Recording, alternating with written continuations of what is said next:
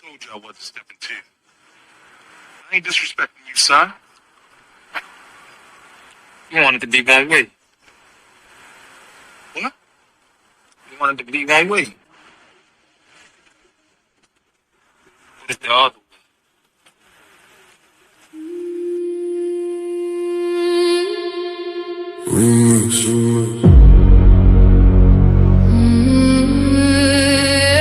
Yeah. Funny how everybody loved the debate till the judges say they lost.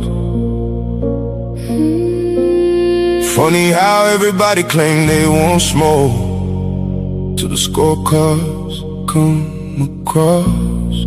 My name is my name. Everybody gangster when the verdict go their way.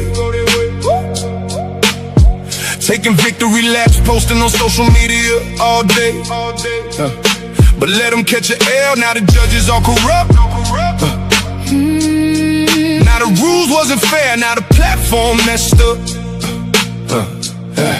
When you won, it was justice. When you lost, it was rigged. When the spotlight was on you, man, you danced a little jig. Funny how the narrative changes overnight. You a scholar on Monday, by Tuesday ready to fight. Y'all don't want accountability, you want applause. Want championship treatment without championship flaws. See, debate ain't about feelings, it's about evidence, argument, and skill. Sometimes you climb the mountain, sometimes you fall down the hill. You want it to be one way, but it's the other way. but it's the other way. When you win, it's all love. When you lose, it's another day. You want it to be one way, but it's the other way. the same judges you praised last month ain't fair today.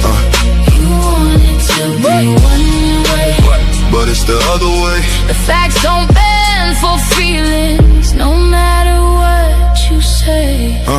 My name, Yeah, my name. the hate got me laughing. It really tell the story. If the platform wasn't working, why they obsessed with my glory? Every week somebody got an opinion to proclaim, but they still tune in faithfully. That's free promotion of the name. Paradigm shift, TV 314 still standing, while critics in the comments keep demanding and demanding. See the infamous perspective, giving viewpoints room to breathe. The black church files digging deeper than was seen. The Kim take over, bringing culture to the floor. The GT perspective, asking questions they ignore. Here you get many choices. Ladies' night, giving divas voices. Different minds, different paths, different truth. Reaching the elders and the youth, but it's the other way.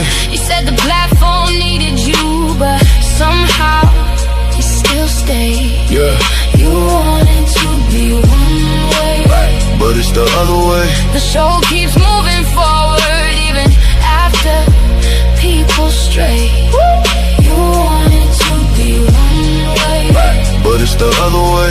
the audience decides, not the stories that you made.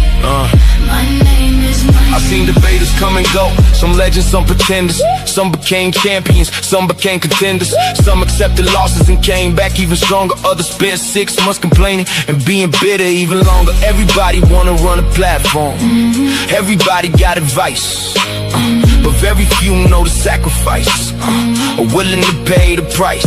Fight facts, challenge views, give the people real discussion. Not excuses when you lose. So whether they applaud or whether they complain, one thing remains forever. My name is my name.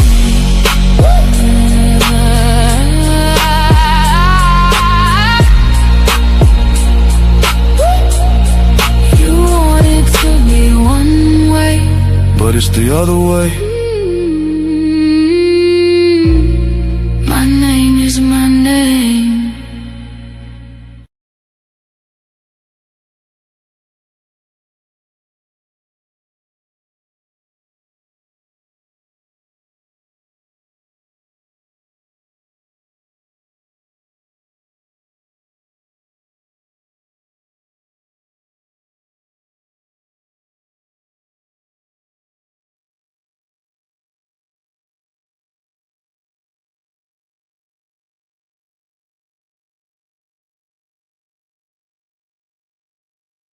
Black men and women, we need each other.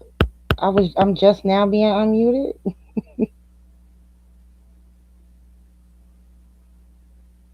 I can't hear you guys. Something's happening with the Can you hear audio. me?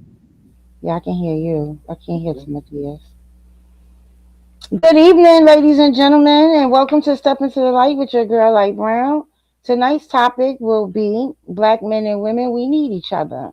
This conversation is to spark some solutions. The climate we live in today, we see a lot of rhetoric online, men and women basically looking like they just hate each other. And at the end of the day, we need each other. Our children need us, everybody needs us. So today, yes, we're going to talk about this topic.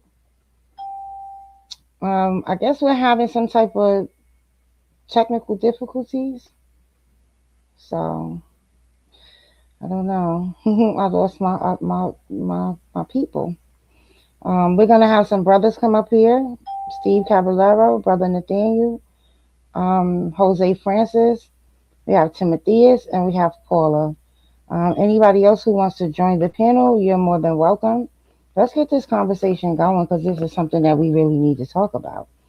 Um, me as a woman, I don't shame anybody for dating outside of their race, but me as a black woman, I don't see myself doing that ever. So, and I think the climate that we live in, we need to stop it. The echo chamber is so loud of negative people towards black relationships that people who think like me, or however you think as far as we should be fixing and bridging the gap, are being drowned out. And yeah, I think that we need to start coming up with solutions. We need to start being able to push these people out. Brothers like Andrew Tate and Myron Gaines, and there's a few others that I probably just don't remember their name, but yeah, we need to start drowning these brothers out, and the sisters too. The sisters that speak against um black love, as you want to call it. Yeah, I don't rock with them either. I don't rock with them either. I think that they need to be drowned out. We are not setting the precedence for our children to understand what culture is about, being with someone who is meant for you. Because I don't care, for my in my view, black men and black women are meant for each other. So yeah, I just think that we need to definitely talk about these things, start coming up with solutions, not always want to be combative and arguing, and figure out how do we get back on track. I know there's a whole history of things that happen between black men and women, but at this point in 2026, we need to stop pointing the finger at each other. The finger doesn't need to be pointed at each other. We need to look at that. One thing my mother always told me: when you point a finger at somebody, there's four pointing back at you. And we need to start looking at ourselves. We need to start reevaluating some of the choices that we've made, some of the people that we may have hurt in life, and how that affected them, and how they may have carried that hurt for a very long time. Some people never get over being hurt.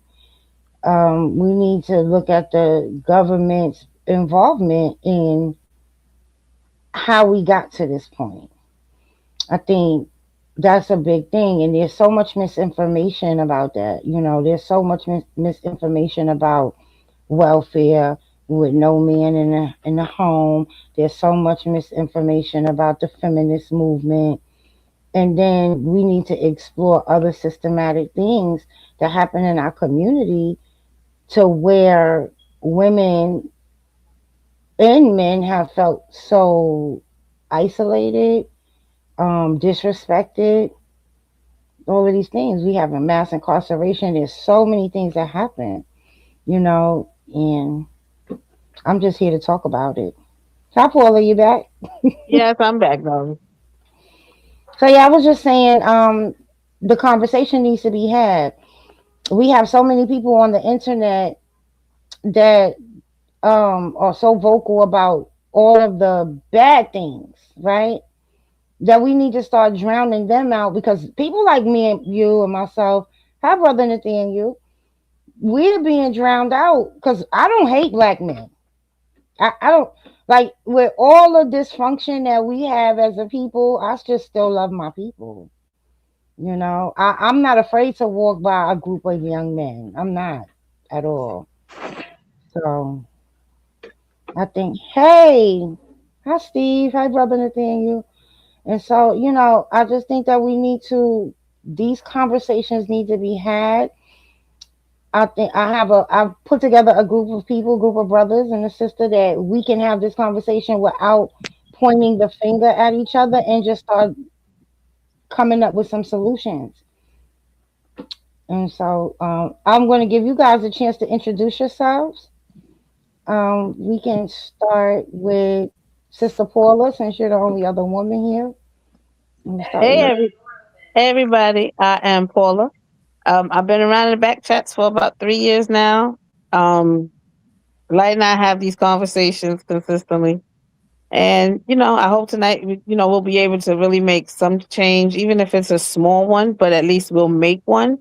And we can hear each other out and, figure out how we can get back to Black love. Because I think Black love is awesome, and it's something that we've really missed. We're missing out on, and we need it. Yes, we definitely do. Brother Nathaniel, if you want to introduce yourself. Peace and blessings to everybody on the panel. My name is Nathaniel Hughes. I'm an Orthodox Muslim. I definitely agree that we need to get back to loving each other. Even though I'm an Orthodox Muslim, I haven't forgotten that I'm black. So, and with the climate that we have in the United States of America right now, we definitely need to support each other and love on each other a little bit more than we have. And yeah, that's my opinion about the meeting tonight. Okay. Brother Steve, you want to introduce yourself and give your opinion on the topic? Hi, good evening, everyone. I am Steve, Mr. Cab, aka Kemet Infomonger. And I mean, the topic this evening, it's delicate. Um, and we should be talking about it, uh, not in an adversarial sense, like we should be able to talk as adults and come to the shared understanding that we are a community and we need to continue to build community. And uh, first and foremost, we should respect each other. Um, and as an adult, as adults, we should respect each other. Men should respect women, and women should respect men. Yeah, I think if we do that, we will be in a better space. Well, before we move on to Brother Jose, I do want to say that this topic is because of something that you said on a previous show. So we'll get back to that. But yeah, it was what you said on a previous show that said, you know what, maybe we need to have this conversation. I truly respect everybody on this panel, and I think that we will be able to have a great build on this topic going forward. Brother Jose, come on, introduce yourself, please. I'm Brother Jose. I ain't got no special title over here. Nobody special, just, a loyal supporter. I don't know what I said to spark this, but I would like to hear what I said. No, it Because wasn't you. It was Steve. I'm sorry. It was Steve. come And on, I man. know You think that. with me in the middle of my speech? I'm sorry. Like bracket even let a brother finish before she says, not you, Jose. But Brother Jose, nobody important, just a loyal debater and loyal follower of the platform. So that's it. I don't got no long introduction. Okay, we just had Brother King J join the panel.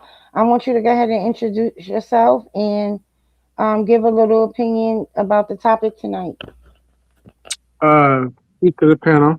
Peace to everybody. I'm not quite. What exactly is the title again? I know it's about black. Why blacks? What was it? What is it? It's black men and women and why we need each other.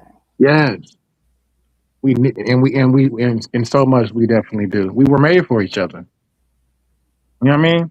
So Hmm. I love the topic. I'm definitely here to build in my yacht in peace and balance and love and truth. So I'm here for it. Timotheus, I don't know. I think he's having some technical difficulties. If you can come off mute, if not, we'll just get back to you whenever you're ready.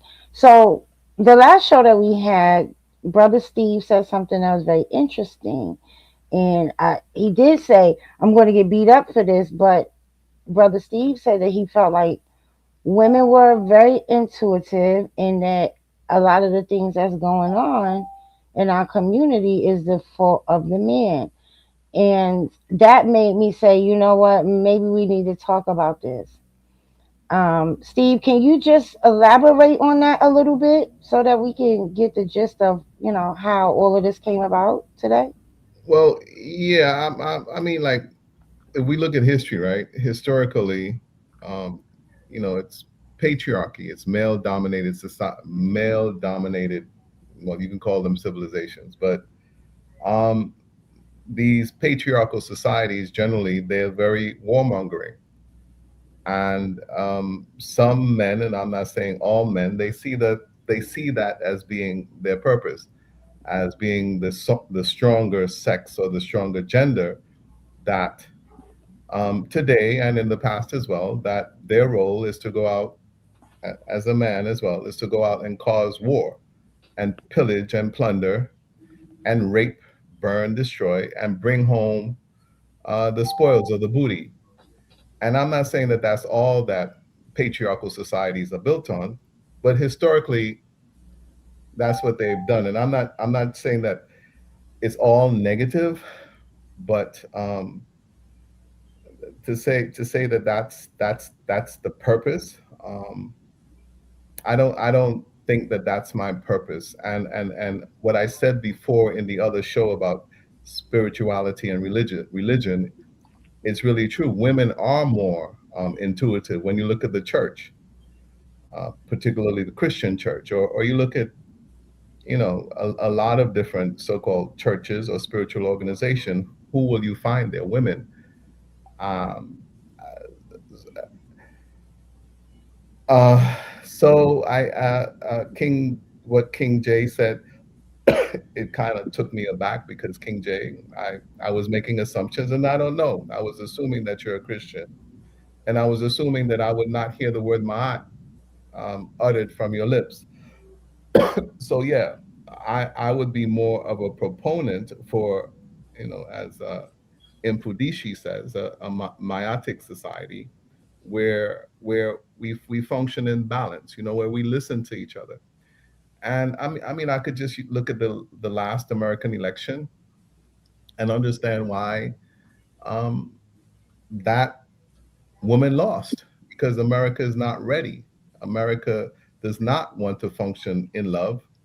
That we would much rather be fearful and to be controlled through fear than want to function as a loving society. And that's just the state that we are as a human species currently in 2026. This is how we function. Okay, sis? Yes, that was awesome. Um, yeah, so I have a question, and I know this might be a little off, but do you think that's why they went out of their way to erase the history of matriarchal societies? Mm. So, could I respond to what he just said before you get too deep in your question? Because Yes. it kind of so I did a debate recently in regards to was feminism created by white women, right? I said yes, right? So in just researching that, right, I've discovered a lot of things, right? There's something called a conflict model, right? Now, the conflict model has nothing to do with us, black people, at all. In our African societies, we weren't pitted against each other. You know what I'm saying? You queen, If like you brought your equality to the table. You didn't have to ask for equality or within the system fight for equality. You represented equality, right? It's not until we get here in this Western society where we have this conflict model where patriarchal system against the matriarchal system, right? And the patriarchal system always oppresses the matriarchal system. But don't get it twisted. That's not our system. It has nothing to do with us because that system actually oppresses us as well, right? So even in that system, when the sister brought up a point, well, men were granted the right to vote before women were, right? Showing how Mhm. the patriarchal system oppressed even their very own women, right? So as a Mhm. woman, you had to do in regards to feminism, you had to deal with something called intersexuality, right? You not only have to deal with racism, you have to deal with sexism within the workplace, right? Sexism and racial issues. So it was like a double. It was an instance where feminism didn't properly represent you, right? Because the white woman's feminist um, race was just to get out of the house. You know what I'm saying? Get into the. They wanted to get into the work field. Meanwhile, you guys are already been in the work field, right? But Mhm. it creates a system whereas we are pitted against each other, and I don't want to get that twisted into thinking that that's our system because our system has the maya, the balance. So I do think in this system, this conflict model, it pits the patriarchal, the woman against the man, and that's just how that system works. You know what I mean? I really agree with you on that, but I want to give you a little jewel. Feminism was started by a white man, a Well, see, philosopher. So We when know I that though. Hold on. His whole premise was that women being married to men was a danger to them, right? And I get it. It may have not have been for us, but when you start to actually dig deeper into feminism when it came to black women in America, you had women in the 1800s, black women, before Elizabeth Stanton and all these people talking about women needed to be educated, women needed to be able to be self sufficient, women needed to do these things, certain things for themselves, where we weren't allowed to do. So black women were fighting for the right to autonomy over their own body, you know, even with the equal pay and just going to school and things like that. So we have to look a little deeper. See, and I'm noticing that when we do these topics, it's a lot of surface touching, right? Because what they did, they made white women the face of feminism, right? Because they wanted it to go their way, right? Like how DMG said it goes their way. They want it to be one way, but it's the other way. They made themselves the face, but we were always the blueprint. You know, you had Mhm. sister like Sojourner Truth talking about how the women went out to work and they really couldn't do much in that time but be a nanny or a maid or whatever, and the men could barely get jobs, right? Because they oppressed you guys that way. And when the woman would come home, the man would take her money and then look at her when there's no food in the house. So we can't ignore that there were some things happening. We can't ignore that some of our own men were living under that patriarchal thing. So I love when you know you guys, we can talk about Africa all day, but we're here in America and it starts here with us. Mhm. Can I say one thing, Quinn? I just want to Mm-hmm. contextualize kind of what you said. I would give a little pushback in regards to feminism being created by men. Because like I say, when I did the presentation with the debate, and a lot of my research wasn't, none of my research was surface level or Google research, to be quite honest. I came across the abolitionist movement, right? And in a particular meeting in London, right? Um, we talk about Mott, right? And Scant, right? Mott and is it Elizabeth Stanton and Mary Mott, I Mm-hmm. believe. hmm they were in the abolitionist movement. Now, in this abolitionist movement, they felt that the men were the forefront. They even in the abolitionist movement, they played the back, right? So in this meeting in London, right, when they came back from this meeting, they decided that they were gonna um, start something for themselves, and this is the beginning of the Women's Suffrage Act and suffrage movement, in 1842, Well, created let's go by. back to 1808, brother. That's what I'm trying to tell you. We Well, got that's not well. 1808. I think a lot of times, and in a debate we talked about it. We're talking about the abolitionist movement, and we're mhm, talking about things that aren't, black women and black men during that time period.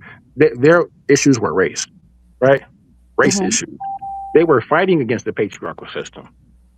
I don't think the black man benefited from the patriarchal system. He was oppressed by it as well as the women. So, um, that part, right? When the right to vote was granted, to men first, you think that included black men? You think we could go vote and come home? And if we did, that would even if we could, even though they created grandfather laws, right, to stop us, right, and poll taxes and things of that nature. If we could vote, we would have brought that home and liberated our household, not oppressed our household with it. So I think that the instances where there is some sort of imbalance, it's just the system not working correctly. Not that the system itself is flawed. It's just that somebody's not, using it right, abusing their power, or so to speak. But I think in our African traditional systems, there's a balance. Nobody oppresses no one. You know what I'm saying? Just like the yin yang system, we see that each side represents what they represent, and they're able to be that. And also, just to the point that if feminism was started by black women, then there wouldn't have been a need for black feminism, right? Because, like I said, feminism only addressed the sexism. It didn't address the racism. So there was an intersexuality in that. Also, there wouldn't have been a reason for um, Mary Walker to create womanism because she Well, felt that feminine. Hmm? go ahead. I'm listening. Womanism, because womanism she felt included the man as well. She felt as if black feminism, neglected the our us as a black man. They only focused on the struggles of the woman. So I believe she came up with womanism, and that to me, womanism was more reflective of the balance of Mayat, or more of our traditional systems, opposed to feminism or this conflict model of a system that puts us against one another when in reality we complement each other. You know what I'm saying? Well, feminism in its inception wasn't about putting us against each other. That's something that the government weaseled their way in and used it against us, to pit us against each other, right? So again, there are so many people that were fighting for the rights of women, right? Prior to this big movement. So Frederick let me. Douglass, So Frederick Hold on, Douglass would be included. Some hold would say on. that Frederick Douglass could be the first feminist. Well, no, because again, the first man to coin the term was his name was Charles Fourier. He was a French socialist, and Uh-huh. he said the only time, basically, the only time women women's liberty in society is what would fundamentally measure all of social progress. This Uh-huh. is the white man that said this, right? Uh-huh. So again, this we have to really dig deep because there's and the only reason why I'm glad we're talking about this thing, Jay, is because there's a climate right now that Yeah. says Yeah. feminism is the problem. But when you really look into, and I wish Timotheus could get his computer together so he can get on here. If you really look at feminism, not only did men and women, black men and women benefited from feminism. but Black men don't really understand how they benefited from feminism. can I ask you a question, Light Mhm. Brown? At the end of the day, why are we looking for something that we already had?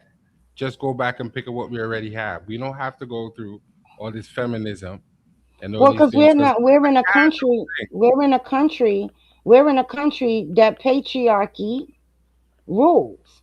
So it's not about looking for something, it's Uh-huh. about fighting for something. Like, I love our elders. I know that they fought, but we should have never been fighting for civil rights. We should have been fighting for human rights. I 'Cause, agree. I you Isn't agree know, with that the that. so same thing? no, it's not. No. And So sisters, what? to that point, right? To the point of patriarchal being in power, You right? know I wasn't finished, I right, King think. J? In case you didn't Okay. notice that. Okay, I didn't we let notice that. King J. We're gonna let Jose talk, and then I'll come back to you. I'll explain the difference between civil rights and human rights, because maybe I'm just dumb and I don't know the difference. I thought it was the That's what same you thing. got Google for. Okay, no, well, you brought it up, so I want to know. I thought it was the same thing to me, and No, I'm still because saying, they didn't view us as human. good So point. we really had to fight Very for good the point. right to be human. But King J, if you That's a want good to point. answer that question, you can. I do because it speaks to the point of kind of like what you say you want the point of this No, you whole, didn't have to answer the question. oh my God. You don't have to answer the question. Jose, don't we not doing You know that? you're dominating the conversation, and I find other people should be allowed to talk. So Everybody, I just asked him to answer the question for me. Is that fine? Is that okay? not really, but that's another story. Yeah, maybe we brother, we don't have to pen up for peace and love. So if you're not on here for that, I mean, I don't know what to tell you. But to the queen, to the point. Oh my brother, I'm speaking, brother. We not arguing, brother Jose. I'm not arguing with you. I'm talking to the sister, brother. Let's have some. Let's show her we can be men. Show her you can be a strong, powerful man. So, and that's the point, sister. That patriarchal system, I don't think us as black men are in control of. And that's the whole thing. Is like the brother made a point as we let you down. We did because we couldn't protect you from them. Does that make sense? That's our role is to protect. And if we can't do that, then we let y'all down. You know what I'm saying? No, it's the reason why all of we can talk about the Section 8 in the housing and how it was given to our women. And as a woman, y'all first thing is to protect and your children and feed. So you gonna take that. You know what I'm saying? But under the conditions that the black man can't be in the house with you, right? So these are dividing tactics that they use to divide us, all because us as we weren't in power. Like, you know what I'm saying? If we were in power, there wouldn't be a patriarchal system. It would be a Ma'at system, a balanced system, because we love our black women. You know what I'm saying? Like, we need y'all. Y'all need us. Like, we were made for each other. I live by that. You know what I'm saying? But I just don't think that the system that is in place here in this country benefits either of us. No. And yeah, and I don't think we are in control of that system as a man. You know, Um, Brother Harold, welcome to the panel. Do you want to touch on this topic really quick?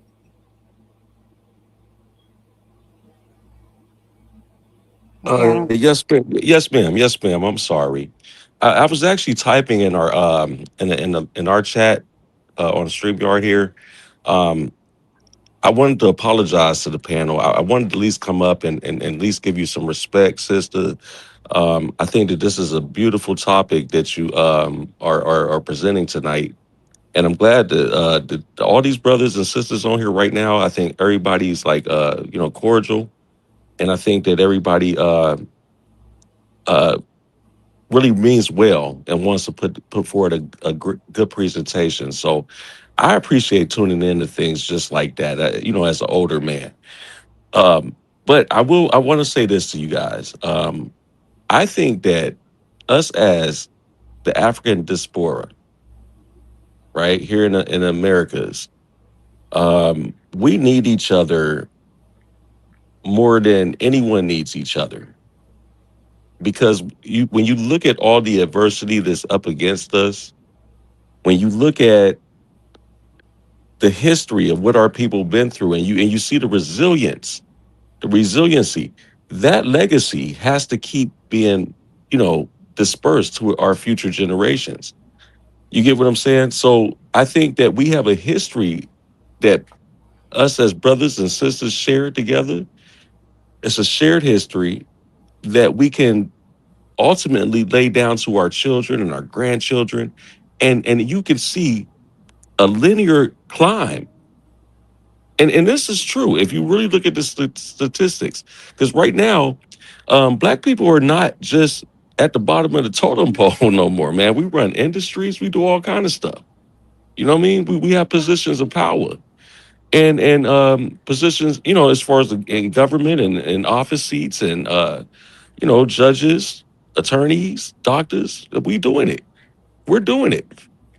And so the thing is I think that it's important that we do stick together in a way like that. I'm not against, and I do want to point this out. I'm not against anyone that decides that they want to, do interracial dating or whatever. That's their prerogative. It makes no difference to me. I love my black queen. Uh, my wife, man, that's my baby. You know what I'm saying? And we don't really care what somebody else does in their bedroom. I judge people by their character. So I think that at the end of the day, what we really have to look at is what are we trying to build with each other for the future. And this is why I say black men and black women do need each other because we need to start building things for the future. Okay, so I have a question geared toward that. Do you think Sure. that with the historical events that has happened with our people, when we built towns, we've had towns with schools and homes and businesses and banks and all of these things, and not just one or two, we had thousands, right? All over this of what you want to call America. Sure. And do you think that because they went in and destroyed almost every last one of these places, do you think that stops people from wanting to try it again, like, and on a mass Well, scale the way we could now, like, you know what I mean? Do you think well, that? I think that there's a lot of fear, right? There's a lot of fear, and then there's a lot of reluctance, obviously, because of past historical events. Um, but we have to understand that we live in a different time now.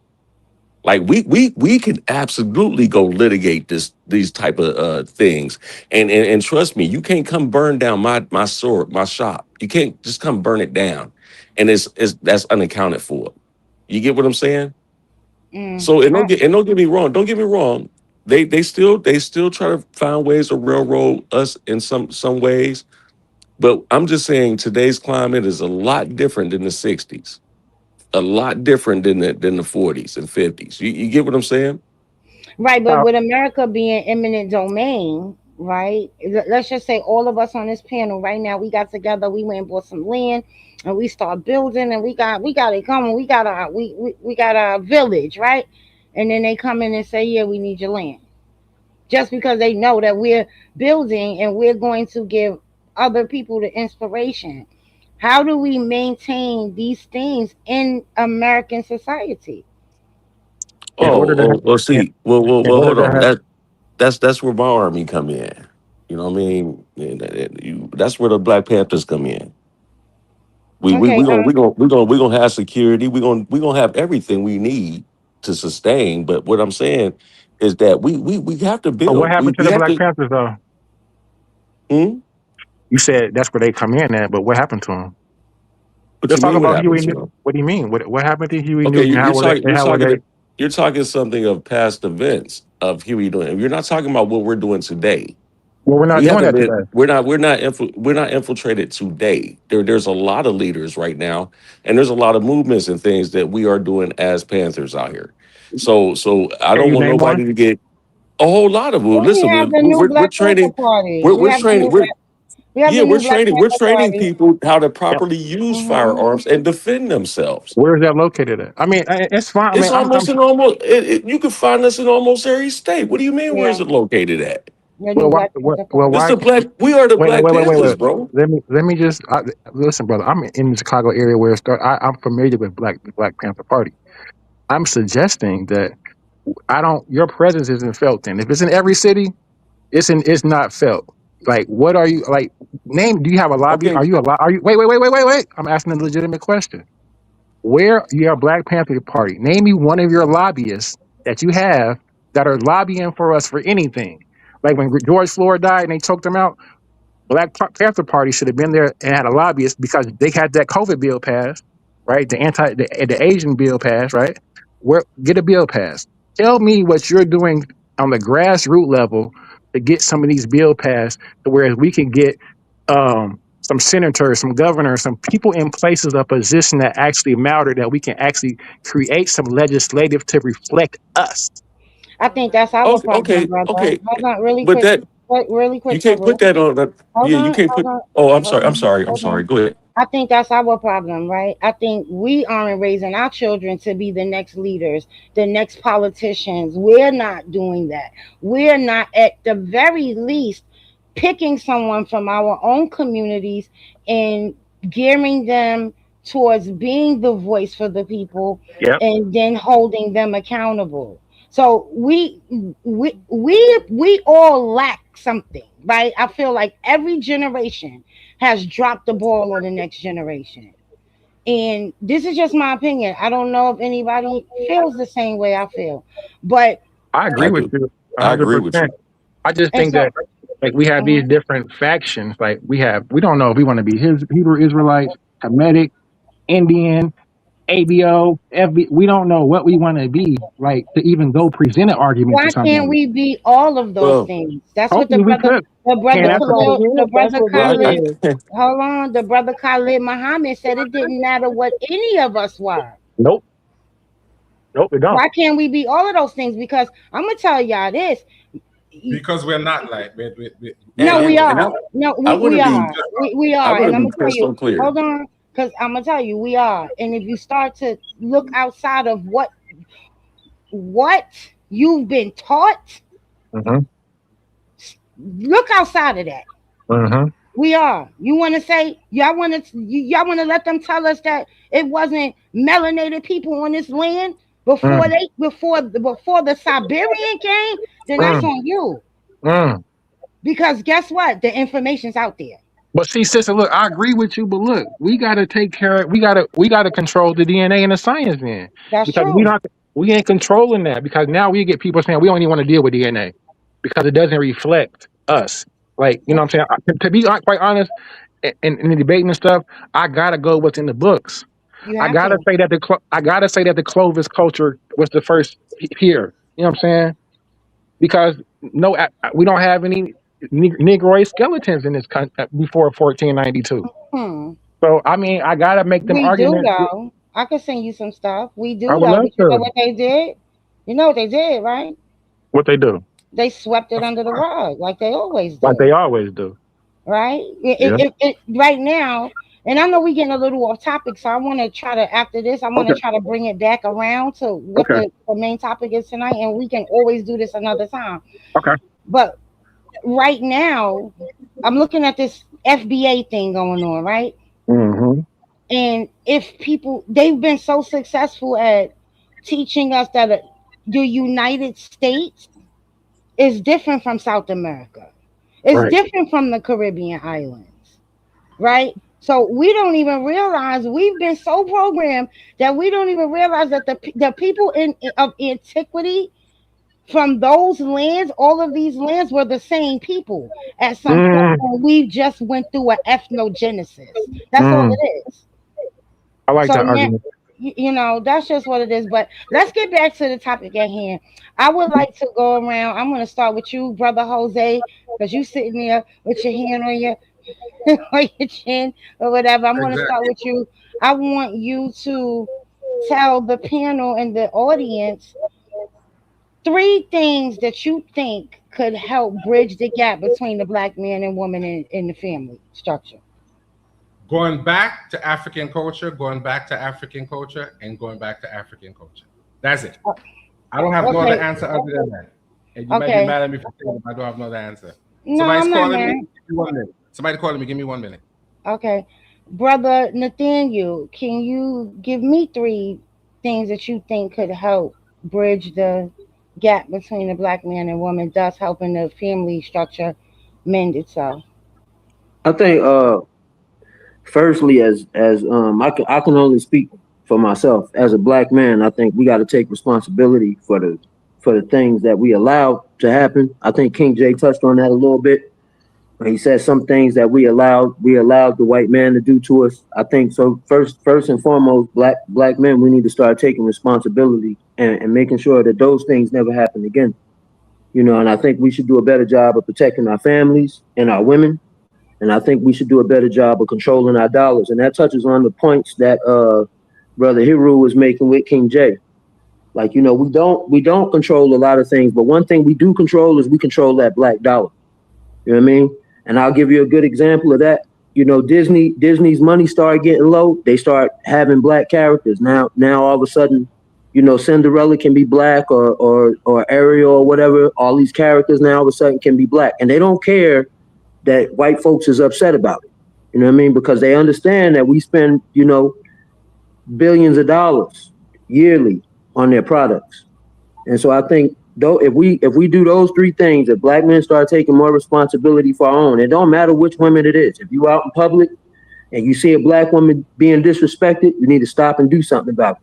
You know what I mean? If you see some children being disrespected, we need to stop and do something about it. Because there is a certain level of fear from the other side where just our presence alone scares them. You know, so imagine if more of us just speak out, hey man, we're not going to tolerate that. You know what I mean?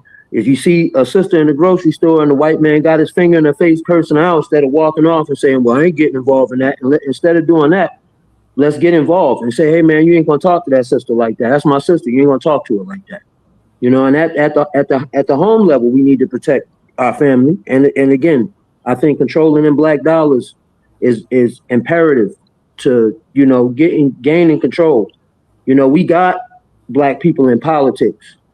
You know, we got black folks making laws, but you know what usually ends up happening is they become stooges. You know, so they might get in office and they might not do nothing. You know what I mean? And in some cases, you know, if it's a first or something, I can understand. Like for example, Barack Obama was the first. You know, that teaches other black children that they could become the president, and that's a good thing. But now we need to step it up a notch. You know what I mean? When and I'm just gonna make this last point, land my plane. When Kamala Harris was running, you know, it was a lot of black men that were saying, "Oh, well, she ain't black and she ain't this," and you know, it was disheartening for me because you know it used to be a time if you got a drop of our blood in you, you was black. Mm-hmm. Now all of a sudden we got all these hoops we got to go through to prove that we black when it really matters. And now look at the situation we in. We're in a war that we don't want to be in. Gas prices high as ever, grocery prices high as ever, food, living cost of living, et cetera, et cetera. So the way we get the attention of the government that's in control of everything and running everything and refuse to take that grip off of power is take that money from them. You know what I mean? Okay. Once they realize that money gone, they change their mind real quick. That's true. That's true. Sister Paula, would you like to touch on this subject real quick? Absolutely. I came up with two. I was working on the third one while he was speaking.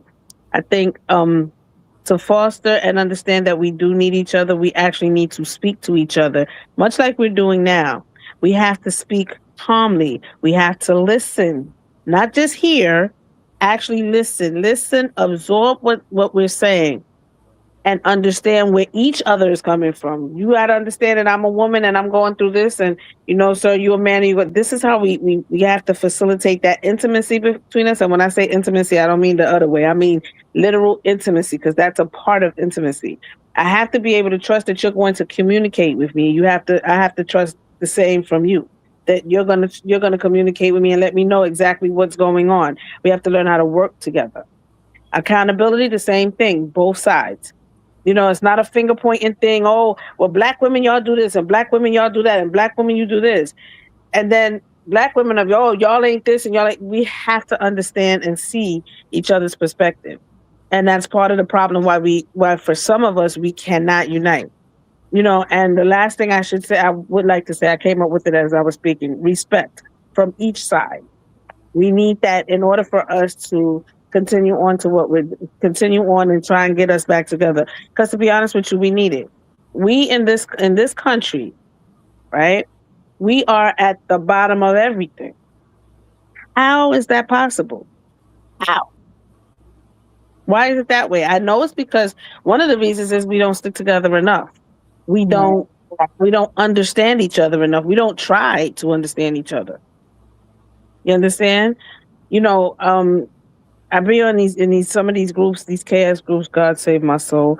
I be in some of those groups, and the things that these guys come up with, whether they're just trolling or playing, in order for you to come up with that, you had to have been thinking that at some point in time, or you saw that and said, "Oh, I'm going to say this." And the things that they say about women, same thing that women, and some of the things that women say about black men. It's very disheartening to see because I'm a 70s, 80s baby. I remember when the love was there. Black love is a beautiful thing when we have it. Okay, it Yeah. really can be. And I land my plane. Brother Steve, can you give me your 3 pointers on how we could make this Thanks work? for asking me next, Sister Light. So I would say, so I went through a stage in my life where I really thought that women were more emotional than men, and a little bit of the biology, like like women, they're more hormonal. They have these hormonal swings, and therefore that makes them more emotional. That, to some extent, is furthest from the truth. And even if there's a little bit of truth there, what is the man's excuse? Why do we behave the way that we behave, and we don't have the same amount of hormones? Our major hormone is testosterone. Meanwhile, women have some testosterone, estrogen, progesterone, follicle stimulating hormone. So what is the man's reason for why we behave the way that we behave? If women are more hormonal and less rational, so why do we behave the way that we behave? And sometimes it's more childish and adolescent than women. You see, women have to carry a child for 9 months, and in carrying that child, there's I would say kind of like a symbiotic relationship that develops between that mother and that child, because she's carrying a life for 9 months. Men don't know what that is like, right? So when that's kind of like a stark awakening that I have this other being inside of me, and and also going through the change of life when she starts to see her menstrual cycle and so on and so forth, that I can now get pregnant, and I have to prepare myself to carry a child. So women, biologically and also mentally, in my opinion, are more mature than men, or young men. Young men take longer to mature than women. So what that there's that emotional piece. I think that as men, we need to come to grips with the fact that women are not more emotional than men. Very often, women can be more rational than men if only we would listen to them. Um, then the other part about you know um, learning how to be more financially literate. So, I mean, working together to help each other financially. In other words, to be there to support each other, right? Um, I don't want to start talking about divorce, but just in terms of when it comes to finances, that uh, that be there for each other and to raise our children together. And then when we do that, we can provide, uh, build legacy for our children. But also, when you have a man and a woman living together and working together to maintain the household, the bills become a little bit easier to deal with. And then, uh, lastly, I think that we could be a little less ignorant. And sometimes we can be very ignorant. And seemingly we think that it's funny, and we think that it's cute, kind of, I guess, playing the dozens or what have you. But there's a limit and there is a line. I would say that, we were talking about respect. There's just certain things that we shouldn't call each other. Women shouldn't call men that, and men shouldn't call women that. And those are the three things. So I would say men understanding that women are not more emotional. Number two, uh, that we should be there for each other, but also support each other financially. And thirdly, I would say, again, echoing respect. But going back to that last election, and seeing what the male patriarchy did, and the things that they did, and they did it blatantly in front of our face as Americans. And you saw the shameless underbelly of the American population, about the way that we really function here in America. But you know what? That white woman, even though abortion was on the table, at the end of it all, she stuck by her white man. And why did she stick by him? Because he was saying that he is the victim when he was, but she stuck by him even though abortion was on the line. So what I'm saying as well is that, I'm not saying that black women don't stick by their black man, but we need to stick together and just take some pointers from how other groups of people function and how they act. Sometimes they don't act the way that we act in public. They don't say certain things to each other the way the things that we say to each other, and then we think that it's cute. It ain't cute.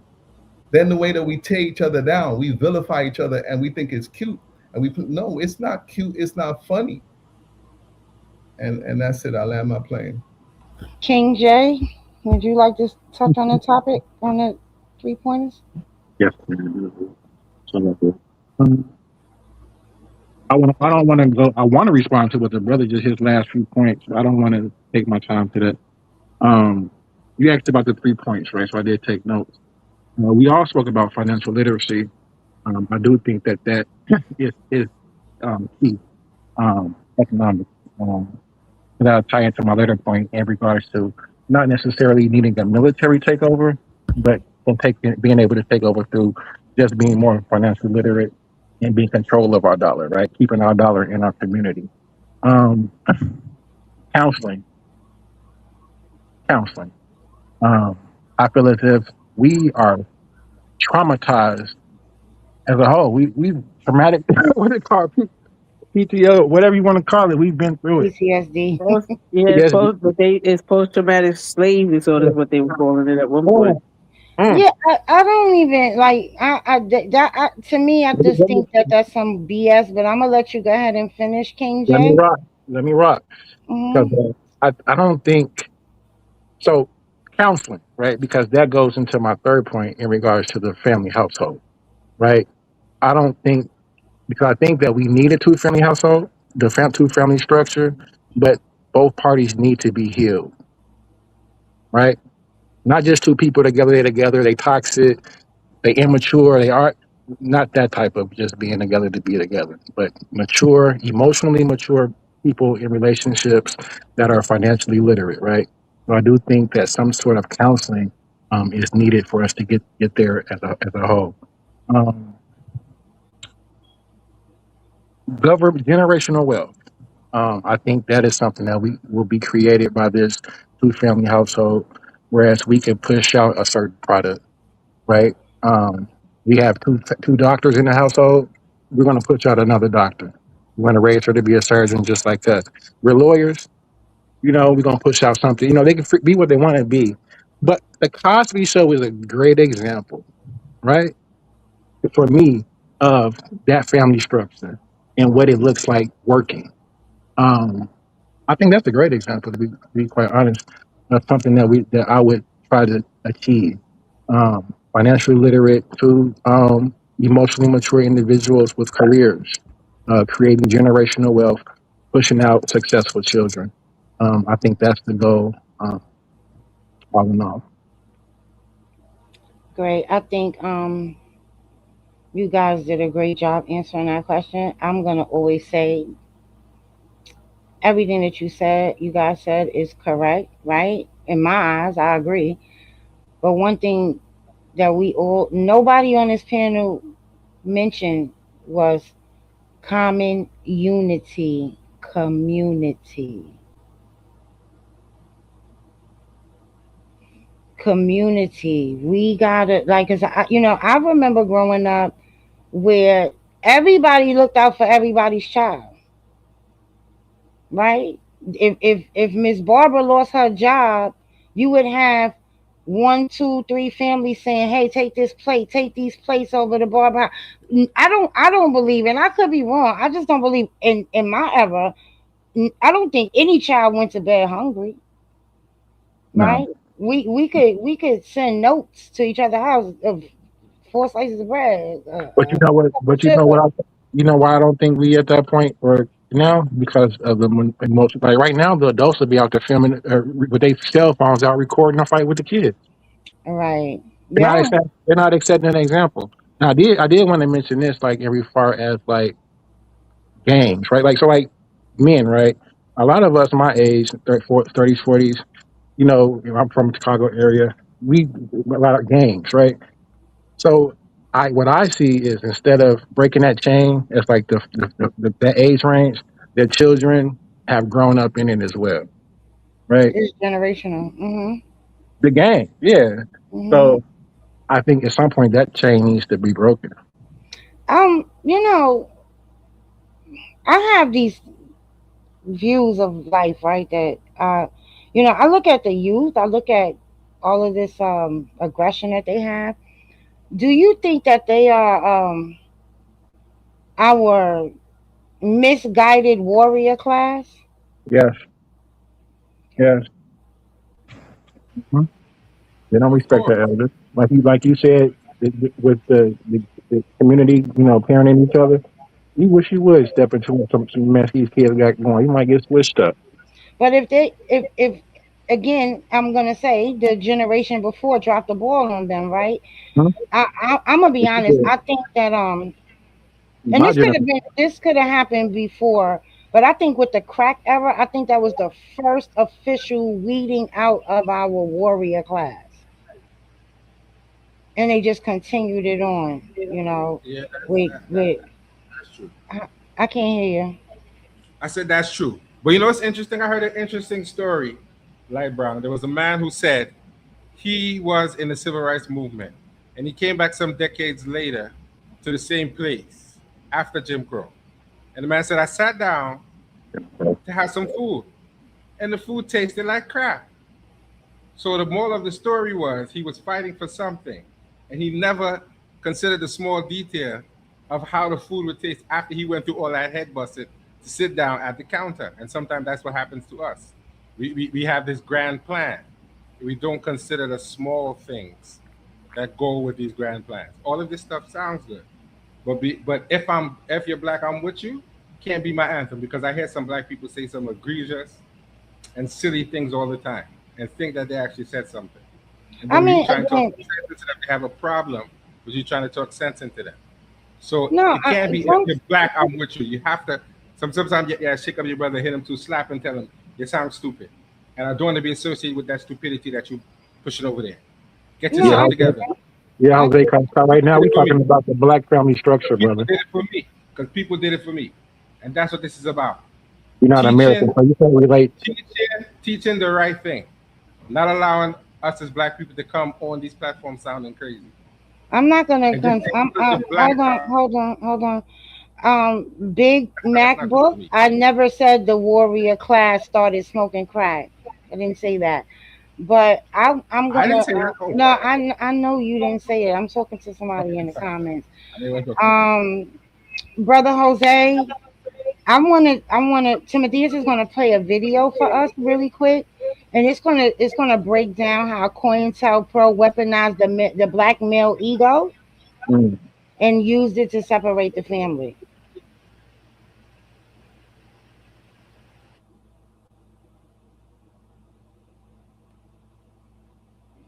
Black identity movements.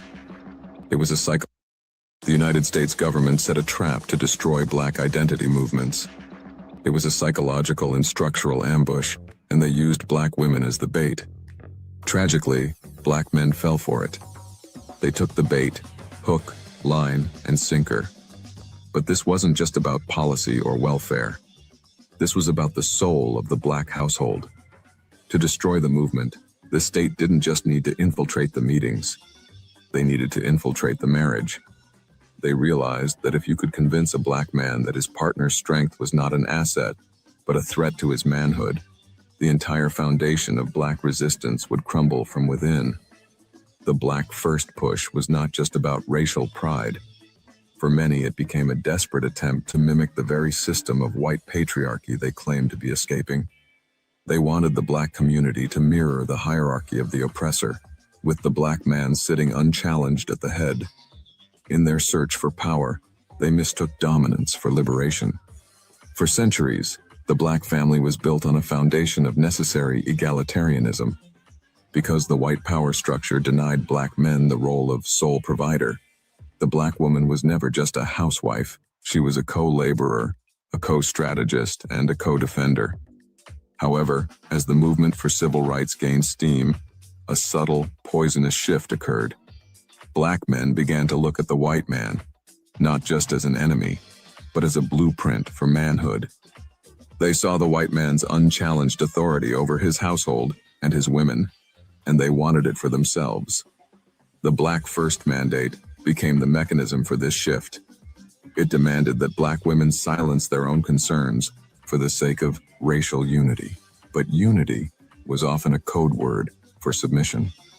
Black men began to see the leadership, the voice, and the independence of Black women as a direct opposition to their goal of becoming the new patriarchs. They didn't want to dismantle the system of patriarchy. They simply wanted to be the ones at the top of it within their own community. To cement this new hierarchy, the movement reached for a familiar tool: the church. Biblical narratives were weaponized to provide a divine justification for the subjection of women. The framework of the man being the head and the woman being under him was used to beat back the rising tide of women's liberation. For the Black man, the world outside was a place of constant emasculation and disrespect. The government knew this. They knew that the Black man felt he had no authority in the streets, in the courts, or in the economy. So they fed the fire of his anxiety. They made him believe that the only place he could ever have power was in his home. By framing women's liberation as a white woman's trick, they convinced Black men that if their women gained equality, the Black man would lose the last shred of power he had left. They turned the Black home from a sanctuary into a fiefdom. The Black man began to rule over the Black woman with the same heavy-handedness that the white man used to rule over him. This was the plan all along. The FBI's COINTELPRO and various government agencies weren't just looking for communists. They were looking for tangles of pathology. They used reports like the Moynihan study not just as data, but as a narrative weapon. They told Black men that the movement was weakening because women were too dominant, and the men believed it. They began to blame Black women for the fracturing of the movement. They accused them of being divisive, for wanting to talk about their own rights. They didn't realize they were following a script written by the very government they were fighting. The state's plan was to cause a gender war that would drain the energy of the revolution. While Black men were busy trying to suppress Black women to reclaim their throne, the state was laughing. They had successfully redirected the Black man's rage away from the system and toward his most loyal ally. As the 1970s and 80s rolled in, the state reinforced this divide with new legal and social narratives. The Moynihan Report was used to suggest that Black women were pushing men out of the house to qualify for welfare services. It painted the Black woman as a mercenary who traded her man for a government check. Then came the no-fault divorce bills. The government and the media pointed to the exploding divorce rates and the fact that women were overwhelmingly the ones initiating them, as proof that women were tearing the home apart. But this was a calculated omission of truth. They stripped away the context. They ignored the shotgun marriages of the previous decades that had trapped women in unfulfilling or unstable unions. Most importantly, they ignored the reality of domestic abuse.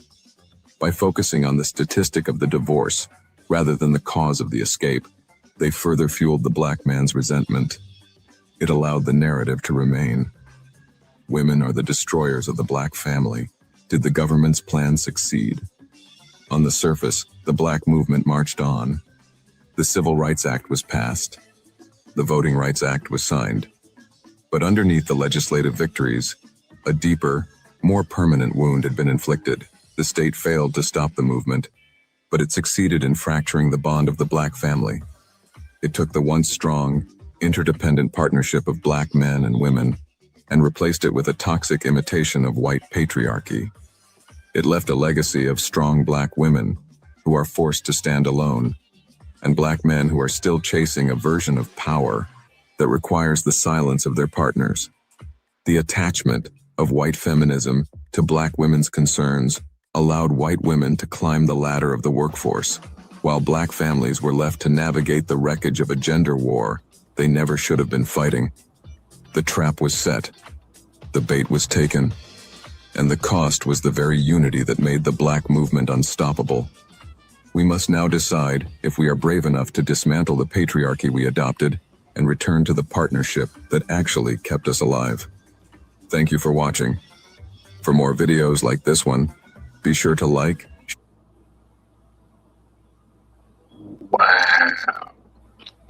Okay, brother Steve, let's go with you. How do you feel about that video?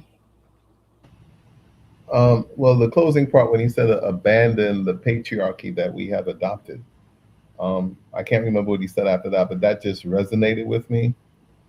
And yes, other parts of the video when he talks about, I do see it that in American society, you know, even men can come together as bros, and I'm talking about black men and white men if we do associate with white men and men in general, and we can come together as men and understand that maybe in the corporate world and moving up the corporate ladder particularly, that as a man, a black man working among white men, that we on occasion can ascend higher up that corporate ladder simply because we're men. But that doesn't mean that we should disavow or attempt to tear down our women in the process. So yeah, black men can also identify with being machismo. That's not only a white man's thing. That's not only a Latino thing. We as men, black men as well, we identify with being macho. We might call it gangster or you know, tough or whatever else you want to call it. But we also identify with that. And we see being nurturing and even being loving as a sign of weakness. Mm-hmm. So and so, you know, finding the video talked to, instead of saying ma'at, they used the word egalitarian. So yes, but I'm not. It isn't an educational thing. It's more like an awareness thing, as Sister Paula was saying about not not just hearing each other, but listening to each other. You know, spending time identifying with each other, and just listening to what the other person is saying, and empathizing, and you know, trying to move on, and trying to grow together, I would say. So the video was very powerful. It had very powerful messages in it, particularly COINTEL pro co, and how the government has worked to dismantle a lot of the progress that we have made as a community, and they're still doing that to this very day. It has not stopped. They still very much feel threatened by us. The infamous DMG just joined, and he talked about that. You know, his wife was fired. The mass firing of the federal government, that the purge that they carried out. A lot of those agency black women, those black women worked in those jobs. So you can see if some of us can understand that um, that we are targeted, right? And the black woman sometimes more so, particularly what went on here in New York. They were black male lawyers and black female lawyers. Letitia James is a black woman. So the ruler of this country, you know, he had a vendetta against black women, and as a black man, I'm not ashamed to say that that's what goes on politically here in this country. There are no black people in this cabinet. I let my plane. Uh-oh. the man of the hour has popped on the show. DMG, what's going on? What's the word, sis? Nothing much. We just watched the video. I was going around trying to get everybody's opinion on the video. I think for me, the video absolutely touched on everything that we went through, but today those things are being twisted, right? They're being twisted around. It, like the video said, like it's all the woman's fault. The woman did it all. It's all her fault. You're evil, and it is a, a echo chamber of this going on. The black woman just did it all. Everything we did, everything. We turned our back on our men. We chose welfare over our men. We did all of these things, and I just feel like people haven't really actually looked into what went on to have healthy conversations about these topics. My I sound don't. working now? Well, Is my I sound want, working? I want to be able to respond next I, I do want absolutely. to. I hear you loud and clear, Timothy. I do want to say this. Shout out to everybody that hit the panel. I think we can all agree that Lyte is doing a tremendous job hosting this show, and I want to salute her and Thank Timothy you. is for continuing to bang out great shows. Um, Shout out to the brothers, in particular my brother Nathaniel. I echo his sentiments, and for those who know, I haven't talked to Lyte about it yet, but some of the brothers on the panel, Steve and Nathaniel in particular, I have talked about uh, my personal situation. And so this is an interesting show for me to actually have some commentary on at this particular moment. And so I have to separate my emotions from the facts of the matter. And the facts of the matter is this, like Nathaniel said, as black men, we have to take accountability for where we have failed black women. Period. At the end of the day, we could talk about black women chose welfare over they men. But guess what? If they men wouldn't, and Timothy did an excellent show on this a while back where he actually gave some clarity to that narrative. But you know, it's another side to that narrative as well, because you just had men who just straight up was like, yeah, get that check and we gonna work this thing out. Hmm. And then they went and made babies with other women. And they expected the women who they already had babies with to be good with that. And that ain't the way the real world work. And so when you shatter a woman's heart and you expect her not to have a visceral reaction, you playing with fire. And that ain't just black women. We got this myth that black women responding to pain is black women being angry, when that's just a human thing. We have seen black women suffer more indignities than we have just about every woman in the history of it. And when I say black women, I'm talking about black women in America. I ain't talking about nowhere else. I'm talking about the black women we was all raised by, raised with, and raised around. We didn't see them suffer indignities from outside of our community, from inside of our community, at the hands of their men, at the hands of their sisters, at the hands of people outside. Any way you can slice it, they done suffered at the hands of everybody. So when you the person who they trying to turn to for some comfort, shatter their heart in two, it's a trust that's broken like none other. And until we just straight up be accountable for it, it ain't really no starting point for that conversation. And matter whether we want to diminish matters of the heart or not, matters of the heart matter. And so matters of finance matter, but you can get through a financial situation if your heart matters or together. If the love is real and the loyalty is real, you can get through a financial situation. It all starts with whether or not you being careful with a woman's heart. And we haven't been careful with our heart. We done betrayed our heart in so many different ways. It's pathetic.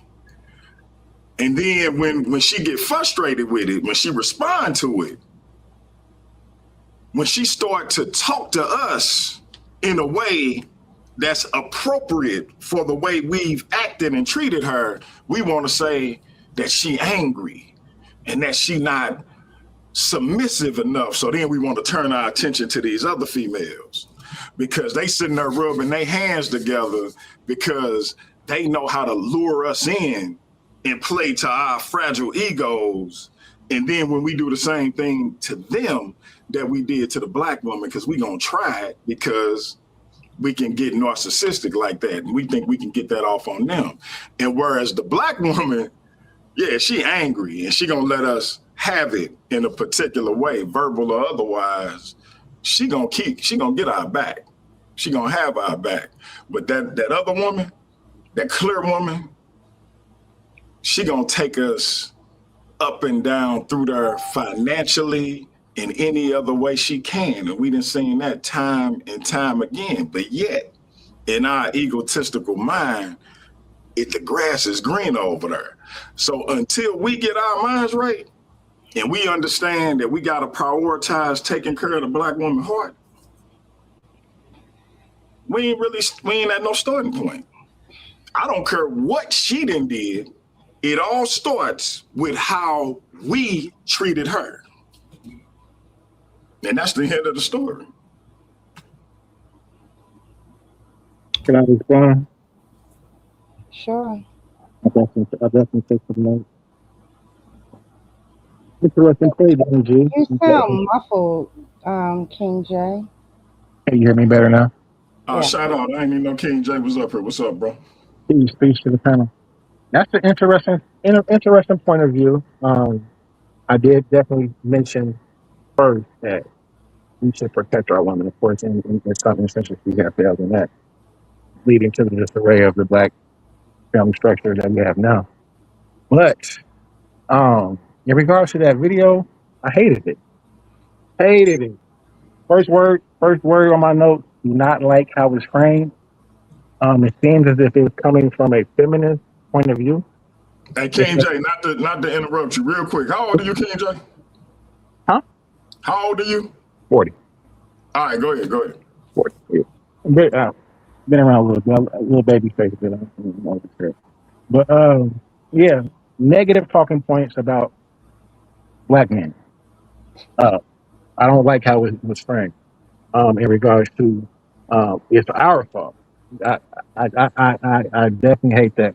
I don't want to put it in a conflict of a model where it's man against woman, because that's the result of.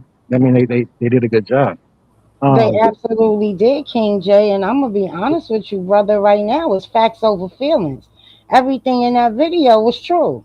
Well, And a man put that video together. A man did that research.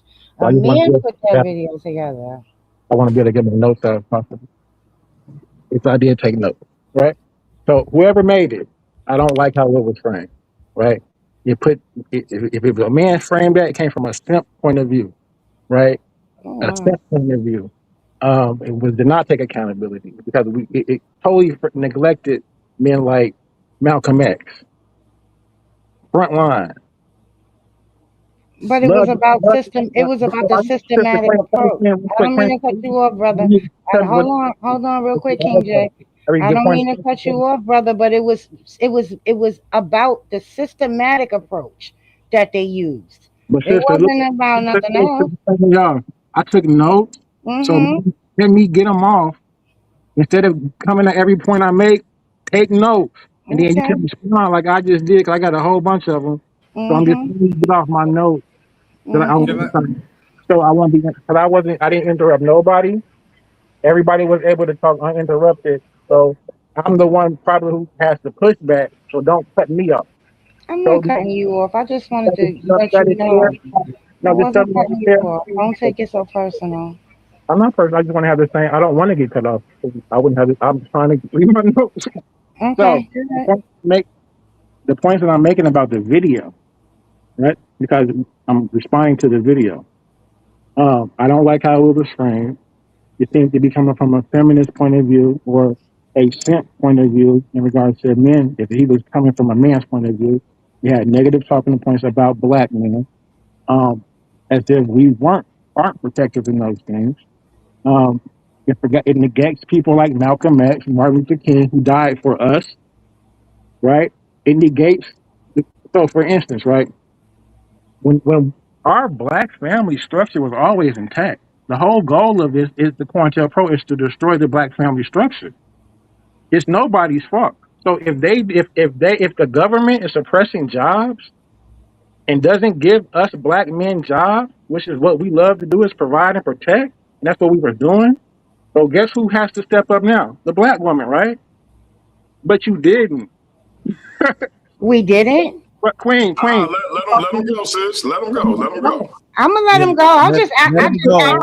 I Let just him said we go. Yeah, didn't. I didn't. Let him I'm go not. so I can Listen. hang on, like, Relax. Let him go. Let him go. Let him go. Let him go. let him go, because I want to reply, because I'm the one that Because did the video. and I'm glad you're here because if you came from that, if I said a simp, I'm gonna stand on what I said. Go So ahead and finish, KJ. for sure. You said So black women didn't step up. Go ahead. at this point in time, when they suppressed us, the government is suppressing is doing this. The black woman is stepped up, right? So if she steps up, guess what she does? She rides with us, like the Kendite queen. I'm gonna give you the examples of the Kendite queens of Ethiopia. When the warriors came from Rome and the Greeks came down there, right, and they beat the men, and the men were defeated and didn't want to go to war, the women stepped up and won. She ain't take the food stamps and the government assistance. She fought and was gonna die with her nigga. That's what you were supposed to have did. What The, about their kids no, hold and their on. family? Everybody No, chill. the Let man, Let King him J finish. finish. Let him. Let him go. the man Let was him. worried about that too. That's why he was fighting. He died. So y'all supposed to ride too and die. Instead, guess what y'all did? Y'all took the food stamps to the houses and raised a bunch of effeminate men. Mm. And mad because how they acting. Y'all raised them. Cause the niggas gone and dead. The warriors dead. And y'all was scared to die too. Go ahead. Because that's exactly All right. talking about. Go ahead. So let Timotheus in particular respond to what King J just said. All right.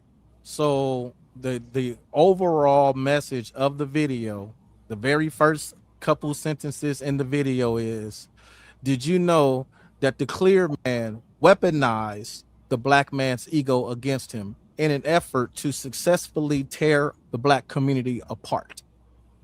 And that's exactly what everything you just said checks off every box of that.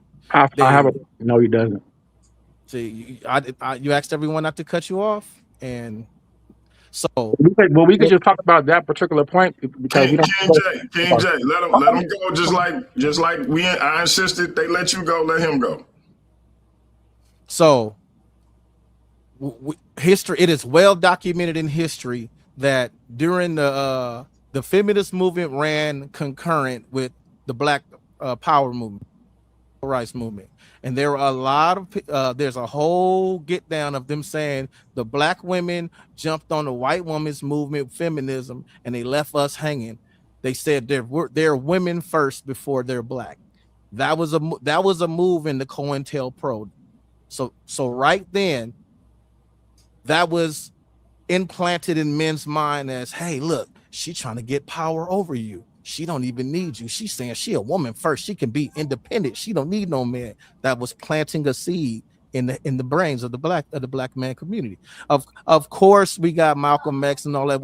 We're not saying that all. This is not an all thing. If you're thinking in terms of all, that's just absolutely ridiculous to think that all is everything. There's always somebody that's moving a different way. But the fact of the matter is, let's look at what really happened. So, feminist movement passed right after. civil rights also passed. Right after that, 1969, the no-fault divorce comes into place. The highest divorce rate in the history of the United States happened between 1969 and 1975. And what that was, women ran to the courthouse and got divorced. Now, but government and the media came together and they framed it. Look, women out here breaking up families, getting divorced. They can't wait to, they omit, like it says in the video, they omitted the reason why. You know what it was? There was a lot of shotgun marriages that happened prior to that, where both men and women were put in marriages that both of them didn't want to be in. This women didn't want to be in a relationship with these men, and these men didn't want to be in a relationship with these women. But the men back then that was daddies was like, you knock my daughter up, we're gonna make my daughter a respectable woman. And that boy had to stand up there with a shotgun to his head and marry that woman he didn't want to be with. And you know what happened from that? Those two parents of that child resented those kids, because had I didn't get your mama pregnant, I wouldn't be married to her. And then kids grew up with abuse, and then that next generation came in. See how this it's trauma all into that. And the whole fast forward to today with the red pill. The red pill is exactly that. It's exactly what it said in the video, trying to emulate the white man's superiority in his household. Oh, the black women too masculine. They don't want to be submissive no more. They need to be submissive, fit, feminine. All of that is talking points from that joint back then about the black man saw the unchecked authority that the white man had in his house, because he was coming home and she was putting his slippers on, bringing him his cigar and lighting his pipe and bringing him a plate. Like Lyte said, this is facts over feelings. I'm stating history that happened. This is the world we live in. And unfortunately, COINTELPRO succeeded, because fast forward to today and look at the black community. The most single parent households, the least married group of all other demographics, one of the only groups that outright will deny marriage and say marriage ain't nothing. I don't want to get married. Why get married? It's crazy. But go ahead. Yeah, Before I let you respond, King J, I just want to say this, because I like what was said by both men, right? But this is the thing.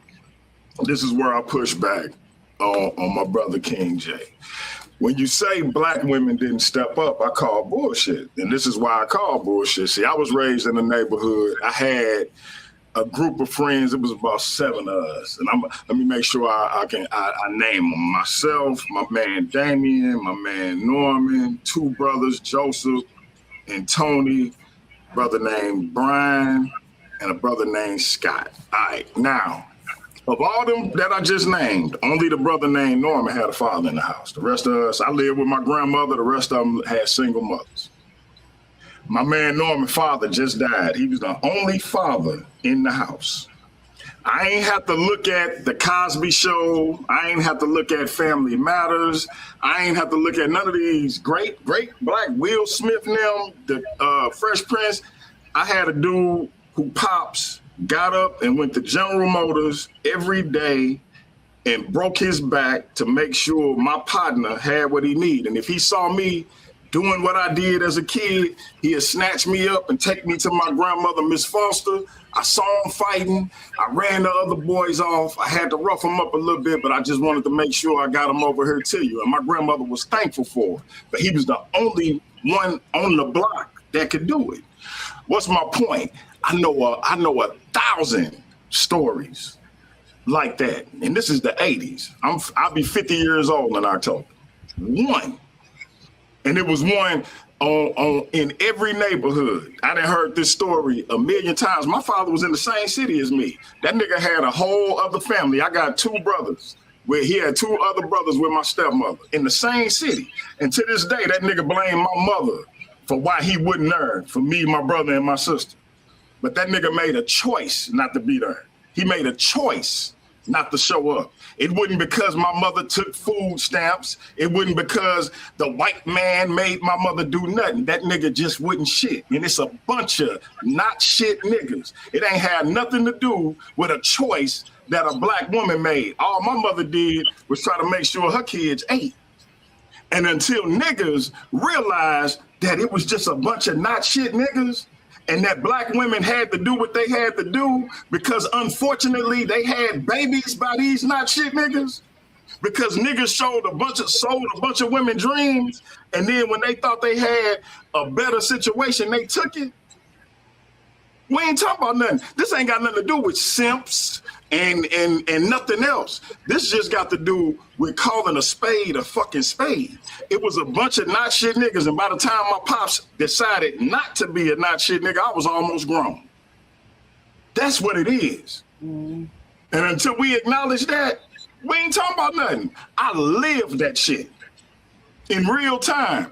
I tell my father all the time, he go on a diatribe about my mother at least once every conversation we have, and I have to remind him, nigga, we was all in St. Louis. If you wanted to pull up, you could have pulled up anytime you wanted to.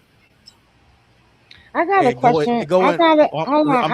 Real before you go off, I want to compliment what DMG said. That happens in reverse too. With my oldest son, I was a single father, and she would always tell my son, "Your daddy took me away from you. Daddy took you."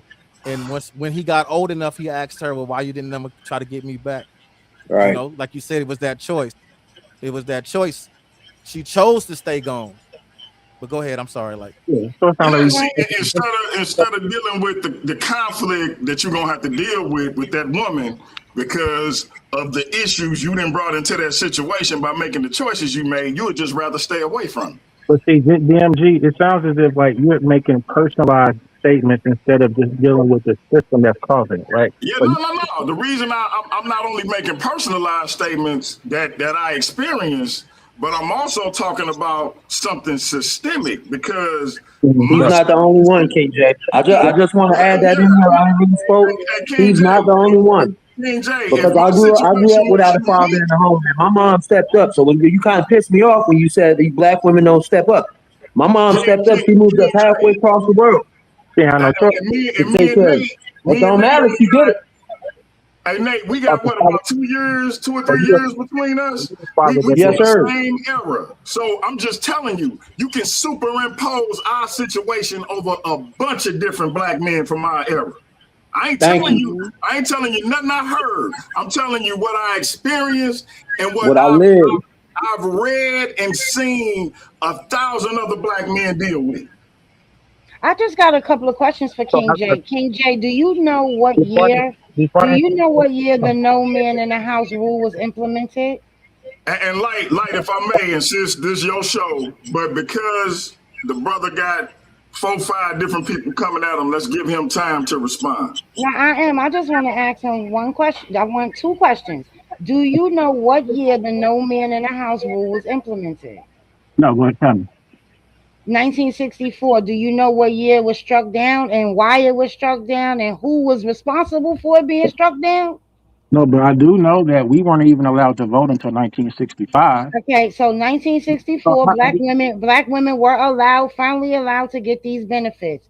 By 1968, a black woman took the federal government to court and had the no man in the house rule struck down. Now you and you can also look at hold on. You can also look at the population of homelessness at the time. It was mainly white men on Skid Row. Nobody put their man out. They just hit him. They didn't put him out. So that's your question, or was that a statement? Okay, so yeah, I'm just saying. You said you didn't know, so I was just telling you, and yeah, you didn't know, and I'm letting you know.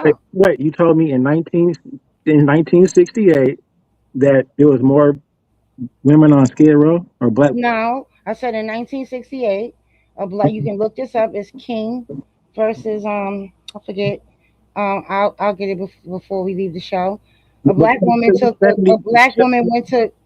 woman went to court with the federal government because remember, welfare wasn't made for us; it was made for white women.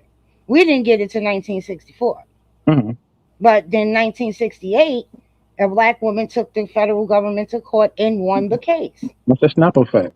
That has nothing. That has But nothing. listen, so when you're saying that we didn't step up and we didn't take account, we didn't take responsibility for the family, we absolutely did, because it was a black woman that took the government to court, right? That's When a you look at, The hold whole on, when you look at the homeless population yes, at that time, there were no black men that were. You didn't see black men being homeless until around 80 something with crackhead. That's a right. that's a The fact, and point you she can the look point that she's up. making the point she's making is that it I think don't make sense to in one breath say women chose welfare, put the man out of the house when it was a woman that went to court to overturn the man in the house rule to make sure that the man could stay in the house while she received aid. And I got a whole video. I ain't gonna play it right now, but it's a whole breakdown of the because I have a copy of the these are, Moynihan report and I read it wait, hold on, in hold the on, hold on, hold on, because these are weak straw man points you're making. He's talking about 1968. That Can I 1968, but what? Keep cutting me up, brother. Like the brother said, can I say it's something, Light Brown? it's Can five I of say y'all, something, Light brother. Brown? Hold on, Jose, because I want to know No, how this no. is a weak straw If it's man five, argument when the whole I want. video was hold on, centered. Hold on a minute. Hold on. The whole video was centered around that time period. You came back with a rebuttal for that time period, and when I give you facts of that time period, now it's straw man arguments. are Come you on, gonna let me get my rebuttal? It's five of y'all, go so ahead, let me brother. get my whole rebuttal out before you cut me the rebuttal every time. Everybody mute and let Ken respond because he got a lot to respond to. Yeah, Light up there looking like Run DMC with a Yankees hat on and the high cheekbones. Go ahead, everybody. I appreciate I that. mean, King J, go ahead. Everybody mute up. I appreciate the platform. I appreciate that because at the end of the day, y'all all have the same talking point. You know what I'm saying? So I think I'm the only one that has a different talking point. But yeah, you brought up 1968 as if that has anything to do with the women in the 90s and the 2000s and 2010s who actually did the opposite, made her work in vain, right? So they took the food stamp, they took the housing, right?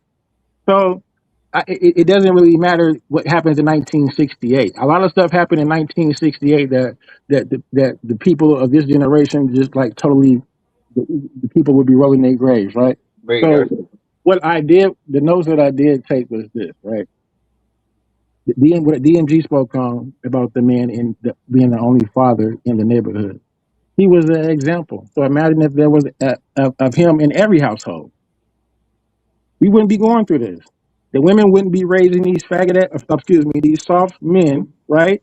Then wondering why they are being treated the way they're being treated because they're raising them without the masculine man energy in the house, right? So just imagine if that it was if it was him in every household, right? So um, And so it just seems as if we're talking about the effects of the system, and we're all talking about different experiences that we've gone through, and different geographical locations in this country as Black people. He's a woman who's experienced different sexism and racism and intersexualities in her experience, and we're men experiencing from our experience, right? We've all experienced the choice of whether to sell drugs or not, right? So should we say that we're products of our environment? Because at the end of the day, if we don't have an option for a job and they giving us drugs and they making the choice to sell the drugs and then they locking them up for selling the drugs and now he ain't in the household, like come on now. Jay, I just think you just did a whole goalpost move, It's and a, I'm gonna be honest. I it's think a you just did a whole. Hold on, I think you did a whole goalpost move, brother. you're not gonna Because let me we talk. hold on. You Why am I holding on when you're supposed to be up here? because you okay. It's my turn to talk right now. It Can wasn't, you but just I let me? Because I wasn't think you just did talking. a whole. I talked Listen, to brother, you did when a whole goalpost oh move. you're talking. You went from the topic The to brother go said I to had the jump. floor, but I Hold don't have. on. You said that women are raising effeminate men. Brother, can DMG I and finish? brother Brother, can I Nathaniel, finish you my point? right now, let me tell you I something, want to brother. argue. Relax for a minute. Hold on. DMG and brother Nathaniel just sat here and told you that they did not have their fathers growing up. Do you see them as effeminate men? I got two grown sons. That one father died and one went to prison. They are not effeminate men. So I'm So not talking stop about with the them. hold So I'm on. not talking You about gotta them. stop Stop saying that talking about the single as mothers. a Hold whole. on. Just We like you're gotta not stop. talking Hold about all on, the brother, sisters as a whole, brother. right? I You're don't want talking to. about I don't want to your mute you, experience. brother. I don't want to mute you. You Yeah. gotta stop sitting on this platform right But you here, cutting me off, saying Queen. that women that Queen, are you cutting me raising off. single. You're acting very masculine. Hold on, brother. Hold on. You You gotta cutting stop me sitting off. on this platform right I now, had the right platform, here, I had the saying, flow, but you cutting me "Hold off. on, So you King don't like when J, I'm can King handle what I'm J, saying, so you cut me King off. All J, right, King real quick, y'all. Real quick. King J, Yes. let her get it out, and then Lyte, let the brother respond uninterrupted. Because remember, he is responding to Timotheus, me, Nathaniel. Nathaniel didn't even really get to get his thought out because Yeah, I was yeah. kind of I talking need to over him. respond because I got So, something to say about the eh, eh, situation. I'm gonna let Nathaniel, you, And then brother. me What after I'm him gonna because I do, got a what Thank I'm lot you. to gonna say do, too. DMG. let What the I'm gonna Yeah, do and is the I'm gonna let brother sister ain't said Nathaniel. nothing. Thank you. I'm I'm gonna gonna let mute up though. I'm gonna let brother I want you to Nathaniel finish go what you were ahead. saying, like, because I think the more he express his thoughts, the more people gonna want to respond to him. So let him get it out. I'm But just saying, we know plenty of men that were raised without fathers that are not effeminate men. They are not what you call, because you was getting ready to call them You the F talking words. you They're talking not. to DMG Oh, they're women not. then. They're not that. So you're talking And to I DMG think that women. I Got think that DMG I said let her think get it brother, out, King J. brother, I You gonna think get that your time to right respond. now, You gonna get your time to I'm gonna be respond. honest with you. Right now, you're being an effeminate man. Right now, you are, because you can't even let me talk. I've been letting you rock for a minute since the show started. Relax. But I digress. I'm gonna go ahead and pass the mic to brother Nathaniel, because we still have to get to Jose. We have to get to Steve. We got to get to Paula. It's other people here, so I'm gonna go ahead and let the brother Nathaniel answer the question or I whatever. appreciate that. So yeah. So to the point that the brother DMG was making, he was the one that was saying the niggas wasn't shit. In his exact words, right? The niggas wasn't shit, right? So is that an example for everybody? Just niggas ain't shit, right? No, that's a poor example because he's categorizing us as a whole. I'm saying the opposite. I'm saying that like the man, like he said, that was the only example in the community. I'm saying there's 1,000 of them. There are 1,000 of them.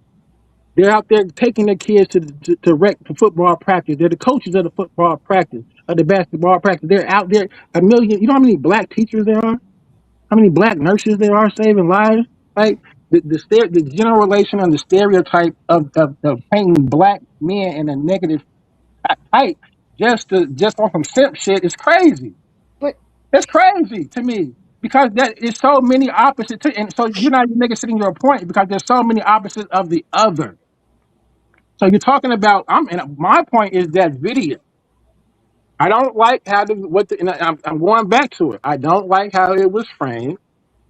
Sold us, and I'm going off of my notes. Sold us out. This is crazy. Those are my notes that I wrote. This is crazy. Don't like how it was framed. So the point, and for the brother Timothy that made it, since I know you're here, it was like you just like made it to like on some feminists trying to sell out like some sucker shit. wow. You know what I'm saying? Like black men wasn't shit. Like we ain't never did nothing. We sold the black women out. That's why they ain't sell us out. We But the reason that's not why. what. Okay, I'm not gonna be quiet. We just gonna have to do this back and forth. That's No, not what the listen, King Jay. That's That not what was the. none of that That's he not. said That's was Hold not what the true. on. video Hold is on. about. That's not I'm what the gonna get my video. point That like is not. You in your feelings so much that's what you saw on that video. That video did not say that. Not anybody on this why does panel. my critique of the video keep irritating you? I'm critiquing the No, video and you right, getting mad. The no, brother said I right, could because interrupt it. You nobody on just this. yielded. No, Queen, you just listen. yielded. Okay, and I'm not yielding right now. You just yielded. Now you don't want me to What finish I'm my. Go saying, you ahead. can Go ahead. finish your I'm a thought. mute You out. can finish your I thought. won't even interject King anymore. I J, won't even. you can No finish your opinion. I thought. agree with King everything you J, said, sister. Go King ahead. J, you can But finish your listen, thought. You if can you can't let finish me your get That's it a out, thought. passive then aggressive nobody, You can then stance. That nobody can ain't that listen, address me kind. on the. brother. You can Debate. Listen, finish your nobody can thought, address me but on you the can't panel go. if I No, can't get out what I gotta say. you've been getting out what you gotta say. No, sister. Every time the You've been brother talking for DMG say 20 go ahead and minutes. let the brother rock, you keep cutting me out. I talk for 30 seconds. You This don't like is what I her say, then you show. jump She has in. the right to tell you to be quiet, King J. No, Don't she you does not. understand Not that? when I got She has the the right floor, to she tell you to be don't. quiet. DMG, She's I gotta pay a running water bill. I'll the be right back. panel. Like you don't Not hear. when I got the floor, she Yeah? don't. Are you All deaf? right, listen, This is listen, our listen, show. listen, listen, What you listen, mean? You ain't running listen. nothing on here. And I'm sick of Technically, hearing King J, this is her show. I was just trying to get some moderation because I personally wanted to hear what you had to say, Yeah, because and I it's five felt of them. like, And then you and, guess what's gonna happen? They and, finna all respond to me, and I can't say nothing. hold on, everybody. Light went to pay a water bill. Let's let the brother get it out because no, nah, DMG. He's talking too much. Jose, chill, Jose, chill, Jose, chill. But Brent saying nothing Look, important. Jose, chill. All right, DMG. Because if we don't know everything he's saying, then it ain't gonna never be a complete argument anyway. So let the brother get it out. Nathaniel got something he want to say. We're gonna let King J finish. King J, try to wrap it up in under a minute if you can, so we can get to Nathaniel. Let's get it. Yeah, I can do it in about a minute. But yeah, so to paint the picture that the black man just sold out the black women, we didn't want to be in the household, like we chose this. Like this is crazy narrative. And at the same token, would give 1,000 examples of the opposite, right? So it's like some um contradictory simp stuff, right? Just, the arguments don't even make sense. We sold them out, but yet there's a million examples of men standing up and not being sellouts, right? The whole argument and problem was the black women was saying the black man's not in the household. We raising our children by ourselves. This is the single. Where are the black men? So they in jail. They did. So you acting like they wanted to be there. They're in jail. You acting like they didn't want to be in the household with y'all. That's the narrative you paint. Like he wanted to be out in the street. No, it's 1,000 men that wanted to be in the household, but couldn't because they went to jail selling drugs to feed their family. And this B done moved on to the next drug dealing ass nigga, right? So come on now, let's be. We gonna be for real. Let's be for real. I don't think nobody on this panel even said that. The niggas went to jail. These not shit niggas went to jail trying to provide for the family. I don't think They anybody went to on this jail to panel said attract that. women so that they could have kids. In King J defense, and I'm gonna shoot him some bail right quick. I don't think me and King J even talking about the same dudes or the same.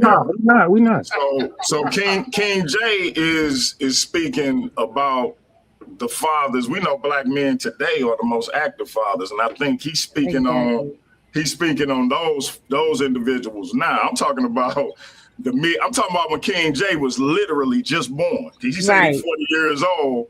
I'm talking about the mid 80s. So if he's 40, he was born 85, 86. Well, I'm talking about literally he was just born or he was a newborn. So we talking about two different eras, and I think that line of demarcation got to be drawn. Let's go to Nathaniel, and then I'm turning it back over to Lyte because this is her show. But I know Nathaniel has something to say. But wait, just real quick, because that's the love generation. That's Marvin Gaye in there. Like I think that's when we had the most. That is not the love generation. The love generation was in the 60s and the 70s. That was not the love generation. I was 16 years old, and I know it wasn't. And King J, you got to think about it when we bring up Marvin Gaye, and I love Marvin Gaye, but Marvin Gaye at the end, it was a descent into some things that we not proud. You see what I'm saying? So it's a lot of things that took place were brothers that were on one trajectory because of the crack era and the heroin epidemic. It was a downward trajectory. And when I tell you some men, because for the brothers that happened to, you understand they got caught up in that. And that took out a lot of people. And then you had cats like my pops who just was on some other stuff. Like I said, he wouldn't itch. So we can get into the many different paths that men took where they children was abandoned, and their mothers, grandparents. We in our communities, you got a lot of aunts, you got a lot of grandparents that had to be parents that wouldn't when grandparents thought they was done raising kids, and now they got to raise their grandkids. But to be honest, these are right now. Who had grown kids and thought they was done raising them, or already had kids of their own. Now they didn't have to bring in additional kids because they got to bring in their sibling kids. Black families then always had misplaced roles. I had to raise my brother and sister like they my kids. My 40-year-old brother, that's your age, King J, think I'm his daddy. Like literally right now today. My son had told me one time, I'm talking about my brother and I'm trying to figure out how to help him get on his feet. My son looked at me, he said, Daddy, you know Marcus ain't your son, that's your brother. And I just don't DMG, I just gotta ask this question, DMG. I just want to know, Timothy has put together a video of historical systematic facts. That was a sucking narrative. No, it was not. That's what happened. That King J, I don't know. That wasn't his narrative. He's 40. He's 40. He don't even realize what's going on. I'm telling you, he don't know about any of that. Hold on. Before we descend into chaos, remember Nathaniel had a response. No, I am, but I'm just trying to figure out how those are historical facts. You can tell Timothy to send you the video and look up everything he said. The brother got a right to disagree. He got a right to disagree. You can, but it's facts over feelings, and that's what we doing over here. We doing facts over feelings here. You better facts. So it is, and no woman on this panel. No woman on this panel said black men ain't ish. No woman on this, absolutely. Yes, y'all are. That's exactly how we heard. I said it was some black men that wouldn't ish, and I stand on it. Right, you said that, but no woman said that. They do. And I'm a go ahead. Every black woman. Can I say something very quickly, Lyte, because I've been very patient. Can I say something? Jose, hold on, because we got to get to Nathaniel and then she'll get to you. But matter of fact, Lyte, run your panel. I'm sorry, sis. I ain't trying to take over your show. I'm sorry. Let me mute out. Go ahead, Brother Nathaniel. We lit. Okay, so King J, I listened to you in the beginning, and you made some real good points. You know what I mean? I think where I kind of disagree with you on is you're right. It is a personal experience, right? So my mother moved us all the way from New Jersey, where I was born, all the way to the state of Hawaii by herself. My father ain't help her. My sister's father ain't help her. You know what I mean? She got her doctorate in nursing. My father ain't help her. You know what I mean? And when I lived in Hawaii, we lived in a place called Aliamanu Military Reserve. She was stationed at Pearl Harbor. And there were hundreds of single women who were all in the military doing the same exact thing. So you see how it morphed from something personal to all of my friends. They all had single family homes, single mothers. Why? Listen, the why. Hold on, brother.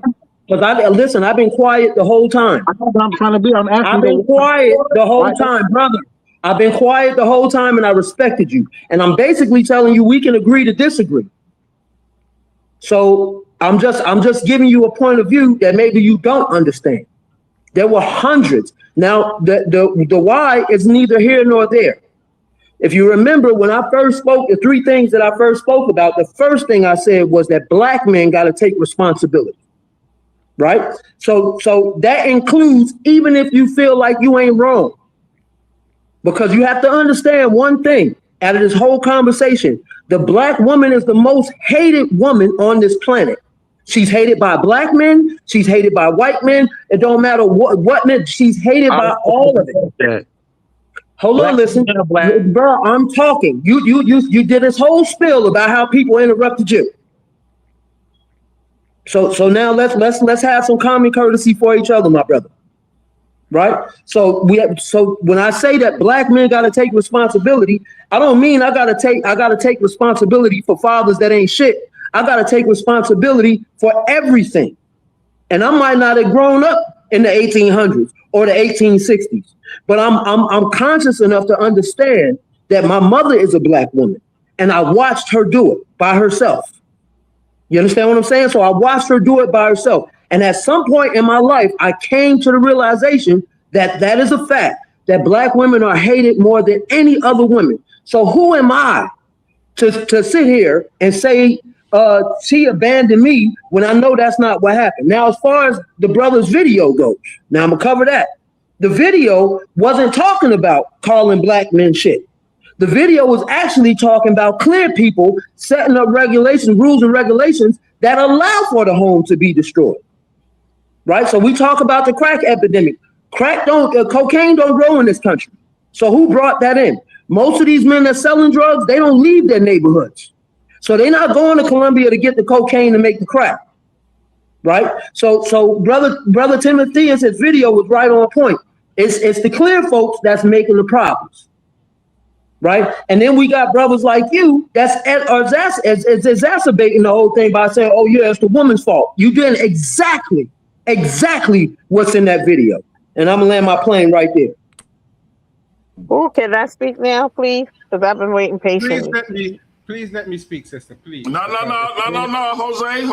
Jose, chill, brother. You gonna get your chance. You gonna get your chance. I'm not even gonna be in there long, Jose. Bro, you represent Kemet, brother. Let that queen talk. Okay, so I don't want nobody to say chill, huh? Just so you know. Okay, so one of my things with you is you said that you're about 40 years old. Before you were even born, before you were a twinkle in your mama's eye or a developed sperm in your father's nutsack, the things that we're talking about actually existed. It was something that was set up by the government purposely to destroy our community. We started there and then we ended up in the 80s and the 90s, right? Between that time, what changed? Nothing. You talking about women were supposed to fight. The men were fighting to their death and the women were supposed to fight to their death too. But if they do that, who's going to take care of the family? Who's taking care of the kids? Who's going to make sure that their kids have food and clothes? Like, I don't understand what your thinking is. You're very angry at black women for doing what they had to do. If I'm here and my man is not here, or he's whether he's dead and whatever it was that I had to do to make sure my kids was okay. You can't get mad at us for staying because they decided to leave. And that's exactly what you're doing. There were, like DMG said, there were absolutely Asian niggas that would sit there and make a family here. And because of technology, we know about it now, but back then they didn't have the technology. So they'd be over here with you and your brother and your sister. They're across town with the next one with another brother and sister. Another one over here. Nobody knew anything about some of these families until the man actually died. And you was at the funeral and these people are walking in and you don't know who they are. Cheating with women? So, excuse me? I said he was cheating with women. Women that probably what else was he going to cheat with, man? Yeah, so what are you talking about? That's a moot point. Like, if he's cheating with other women, what I'm saying is, since you interrupted me and I really didn't interrupt you, what I'm saying is that what DMG and them were talking about ancient men, you're going to sit there and say that was personalized. It's not. It was more prevalent than you can ever imagine. More prevalent back then, even than it is now. That was the thing. No, women were not putting men out of their houses to get welfare. They were not. I can tell you that right now. Would you like to know why I can tell you that? Because they weren't getting a lot of money from welfare. They didn't get enough. Everybody acts as though welfare pays you all these grand sums. Like you get $2,000 a month from welfare and $14 million. You don't get that kind of money. It's not enough to sustain a family. It's not enough to sustain a household, and it wasn't supposed to be enough for that. It wasn't. So the things that you're coming up with, no, sorry to tell you, that's not how it goes. You're mad at women because they actually stayed and did what they needed to do, as opposed to going out there and killing themselves. Nah, that's not how it was. You had no choice but to do it, and you became an independent person because of it. You got up and did what you had to do on a daily basis.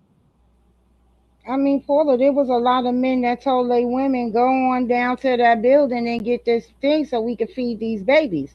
Like, there was no one absolute women. And again, like I said, if you go look at the homeless population during those times, nobody was homeless.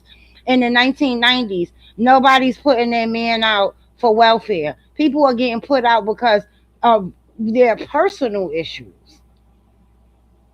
But I'm gonna move on to Brother Y'all see Jose. that on the Brother see that on Jose. the screen? Yeah, the And then morning Jose. report. Jose, after I say this, Jose goes. Y'all see that on the screen right there?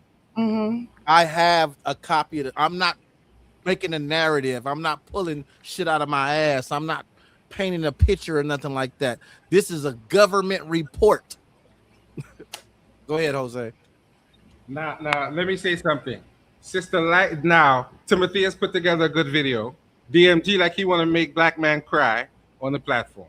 Now, this is exhibit A of why if I'm black, I'm rich is not in my vocabulary. Because this is not a debate and this is not to show how smart you are. Jose, why you always talking about I'm trying to make somebody cry, bro? Because you are. Let me finish my statement. This is not about how you a hater, Jose. You a DMG hater, bro. No, I'm a little bit, but that's neither here nor there. We'll talk about that later. What I'm saying is this is not about one individual on the platform what's how smart he is. Hey, Jose, read the screen. Read what the screen say. Okay, for real. For real. The ship don't stop, and neither do Lyte's cheekbones. I don't know why DMG always try to calm me down like I'm the Incredible Hulk, and I'm gonna Hulk out on the panel and just murder everybody. Why you always doing that, DMG? Come on, go ahead, Jose. I want to hear where you're coming from. I want to hear your point, Jose. You got the floor, Jose. You put together a wonderful video. DMG spoke poetically. Gracias. Nathaniel spoke from the heart. And the other individual wants to come up here and critique, like somebody asked him about his damn historical accuracy. We want to hear that. His name is King J, Jose. His name is King J, Jose. Did you hear what I said, though? Because he spoke enough and he had no respect for anybody else on this panel. So he is the one who shall not be named as far as I'm concerned. Okay. I don't want to hear all that foolishness on this panel. This is why. This is the reason why. Hold on. Like, this is the reason why I said what I just said. We're having an intelligent conversation, and he calling somebody a simp. Come on, man. Put your tampon away, bro. Since you want to go, let's take it there. Oh, shit. Since you want to go, people simp. I see the tampon string in your boxes. If we gonna go there, let's go there. That's what I like to do. These Jose, no, leave me alone. You pissing me off. We're not doing that. Don't come on here with that trash.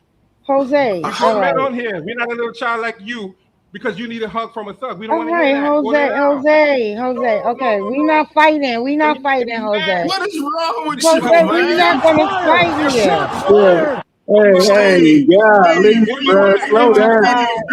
Get your Comedic Express teammate, Steve. Get your Comedic Express teammate. Leave me alone. Leave me alone. Yeah. He's the tension breaker. You didn't muzzle. No. You didn't muzzle the know-it-all where he had nothing good to say. Now tell him if you need a hug, go get a hug. We're not for that tonight. Remove yourself if you can't respect the young lady who's running the panel. We don't care how smart you are. We all smart on here. We all got brains to talk. We can read like you can read, brother. We don't care. And if you vex, get vexed. This is not a debate. This is why I don't like these platforms with people like you. I went an hour ago with that trash you talking. Steve, Jose. Control yourself. Because you're not gonna disrespect my sister or me or my brother. Because you hold on. You ain't put nothing in there to think that we need to respect you that much. Go ahead out. Like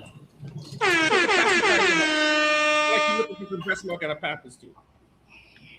Okay, brother Steve. I apologize. But I had to get it out for that. All right. And I'm gonna let Here we crazy. I'm gonna talk like I'm crazy too.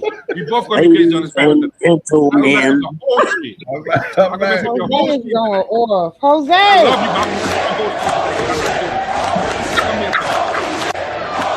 apologize. Put him in his place and we come out. If he can't behave, get him up out of here. We don't want that tonight. Shots fired.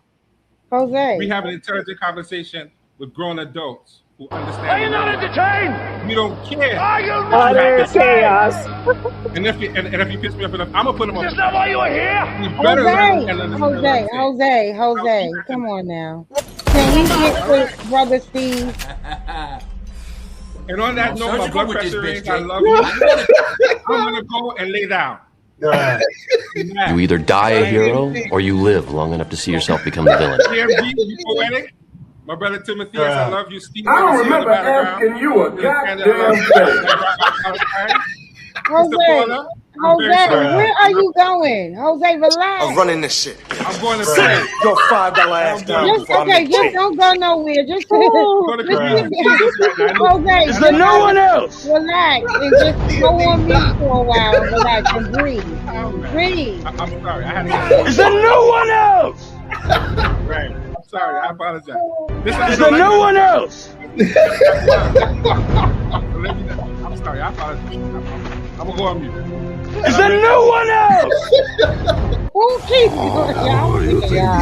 This is your ally. You merely adopted the that's the one thing that I didn't want. I was born in it, The finger pointing molded and the by it. blaming. That's the one thing I that I didn't see didn't the want. light But we until I gotta was be able already to a talk man. about By then facts. it was We gotta be nothing able to to me talk but about blight. facts and not get upset. Gotta be able to do it. So talking foolishness. Jose, are you good, bro? Are you good? No, I'm not good at all. Not. But let me just relax, because I'm really not. Yeah, DMG, I didn't even hear anything he said, so I wasn't phased by it.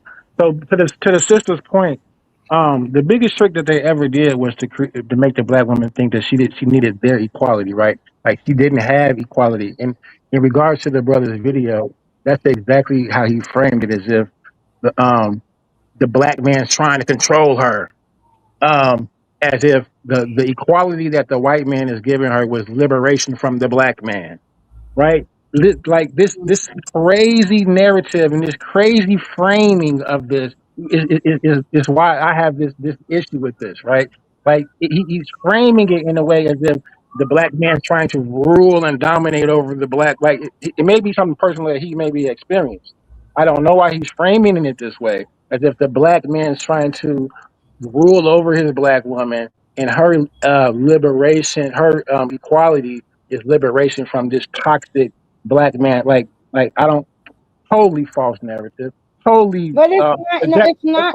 But this Brother, Crazy sister, part about you what just he's went off saying for right 30 now. minutes. I was muted for 30 minutes and then saying not one word. Okay, and you I talked repeating for the 30 same thing seconds. you repeated 30 minutes ago, brother. Y'all This is finna what say I'm the trying same to thing, tell right? you. Y'all finna You say the said same the thing, same right? thing 30 minutes ago, and my Crazy thing is this. thing. Hold on, Timothy. The Actually, thing is, I'm you responding. got, like I said, you have women in the 1800s complaining about the same Well, thing we're not women are talking about complaining about we're not today. about the 1800s. Now I'm telling you, if you So you're had talking about why they were slaves? women in the Arguing with the slaves? 1800s, So if what's you it? I'm not if gonna you argue had with you. women in I'm gonna the mute out again and let you 1800s, handle. if you had women in the 1800s complaining about the same thing women are complaining about today, then tells you that there was and always existed a problem, brother. Stop trying to negate that. In slavery? So you're suggesting that in slavery in the 1800s? When did slavery Can I end? defend the When did point? You're making a slavery end? point. If you're making a point, let When me did respond. slavery end? When did Sister, slavery I'm end? trying to respond. If you're trying to be the host of the show, let me respond. Because your points are weak. So if you're saying that the 1800s, that slaves are worried to have some sort of, this is crazy. In the 1800s, slaves are worried about master. That's what they worried about, master. And if you've ever heard of anything called have you heard about the Willie Lynch papers? What you're exhibiting right now? You talking about it? You Can talking you about the please Willie stop? Lynch papers that a professor wrote? You're exhibiting Willie Lynch right now. You're exhibiting Willie Lynch right now. That a By cutting me professor off by wrote, right? Sister, Wow. That a professor wrote, right? Sister, can I speak? I mean, you brought up the Willie Lynch papers and you bringing up something that a professor I'm not trying to have an argument in this conversation. Brother, what are you talking about? Listen. The You're Willie Lynch emotional letters are because not you're historical arguing, documents. and It's I'm not having a a rational historical conversation. document. Sister, you're over talking a man, and I'm trying to have a rational conversation because Yeah, I don't that whole you don't agree with. you over Listen, talking to I don't men agree thing with. don't I don't work agree with with me over anything here. that you're saying, but I let you say it, right? I don't agree with nothing But you you've said, but I been was talking for the past 30 minutes too. You do realize that, Right. right? He doesn't no. want to let, and he won't let With the nobody same else. one, let he's I can only let regurgitating the Listen to same this. points he This got. He is what said, I'm gonna and his do. word This salad. is what I'm gonna do, brother King Thank you. J. Let me That's explain all it something is. to you. I said at the 1800s, you went to slavery. That's where your mind took you. But I'm talking about 1880 something, right? When did slavery end, King J? Shit, officially, shit, 19, now, and shit, when it's still, it ain't over with because you can go to jail right now and be a slave. Here we go. According to the Here we 13th, go. 14th Here we Amendment, so it's go. not, so slavery is not Put the over. It still goalpost back. exists today. Hey, put the goalpost back, bro. Sister You Lyte. tell me when Yes, they stopped All right, existing. yeah, Because in the don't get off 1800s, the they were still making. conversation. Listen, let Can me I just Before we say speak? get this. to the Let me just say conversation, this. He's we're gonna not get talking about indentured slavery. yeah. Can go ahead, Can I just go No, you ahead, can't speak because you're Steve. not saying nothing. No, go I'm ahead, talking about Steve. Jim Crow laws. I'm talking about grandfather laws that were made, poll taxes that were Okay, made to so prevent listen, people King from J, what voting. do that got to do with the Slavery. legislation that they made to No. Hang destroy on, the brother black Slavery. family, Nathaniel. bro? That's Hang on, called brother slavery. What do you Nathaniel. mean? It's brother Steve Legislate. Hold turn. on, hold on, hold on, hold We on. gotta get around Thank this you, I thank can't you. I panel. can't Please, address Yeah, we a gotta thousand wait. weak do. points at one time We because half of y'all on the panel, Sister all Light, right, okay, go ahead, can you brother control Steve. half Yes, of y'all on yourself? the brother panel not even Steve. black and have a black. All right. Let me just All get right, this go out. ahead, brother Steve. I Okay, can't do thank it you no so more. much. Okay, so we're generalizing here, right? So the video, these are general statements. We're generalizing, and then we're personalizing, right? So different instances for different folks. I can say for myself, I never had to sell drugs, and there's a reason why I never had to sell drugs because I chose to get an education, right? So the counter to selling drugs, all black men don't have to sell drugs. Right. Some of us could possibly get an education or we could get a city job or whatever, right? So we don't have to sell drugs, right? We don't Right. have to. This may be a choice, right? We some may have been initiated into that culture, but again, it's a choice. But other than that, Sister Light, would you? I would love to see you debate. See when you debate, Sister Light, they got to give you your 10 minutes, and they got to be quiet. And then you come again for another 10 minutes or another 15 minutes, and they got to be quiet. Then the rebuttal, they got to be. You go for that. You go for they head. You understand? That's where you take off. Sister Light, I think you would make one of the best debaters out here, female debaters. I think you would be one of the best. I'm telling you, you should be a debater, Sister Light. I'm telling you, you be excellent. I look forward to it. I'm telling you. I say that all the time. Yeah, I just want to say, I don't know what the brother King J talking about. Clearly, Timothy has came out with actual legislation that these people done wrote, and it seemed like we blaming the black woman, but we not blaming the people that wrote them laws. And so the same thing that's in them packet of laws that he showed, he's doing the exact same thing. Well, let's attack the black woman.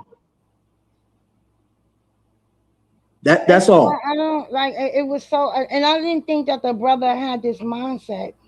I never would have thought that. I didn't think that the brother had that mindset. And he has the mindset of these red pill incel men that are going around today with this. He dismissed everything, like you said, all of the legislation, all of the things that happened. He dismissed everything. But that didn't happen. And then he attacked the black woman. Right. Then it's the black woman's fault. She didn't step up and do this. She didn't step. Well, no, we didn't step up and stop that legislation when it came through. The black men. You expect a woman to go out and fight against other men, and you were sent by just off a GP.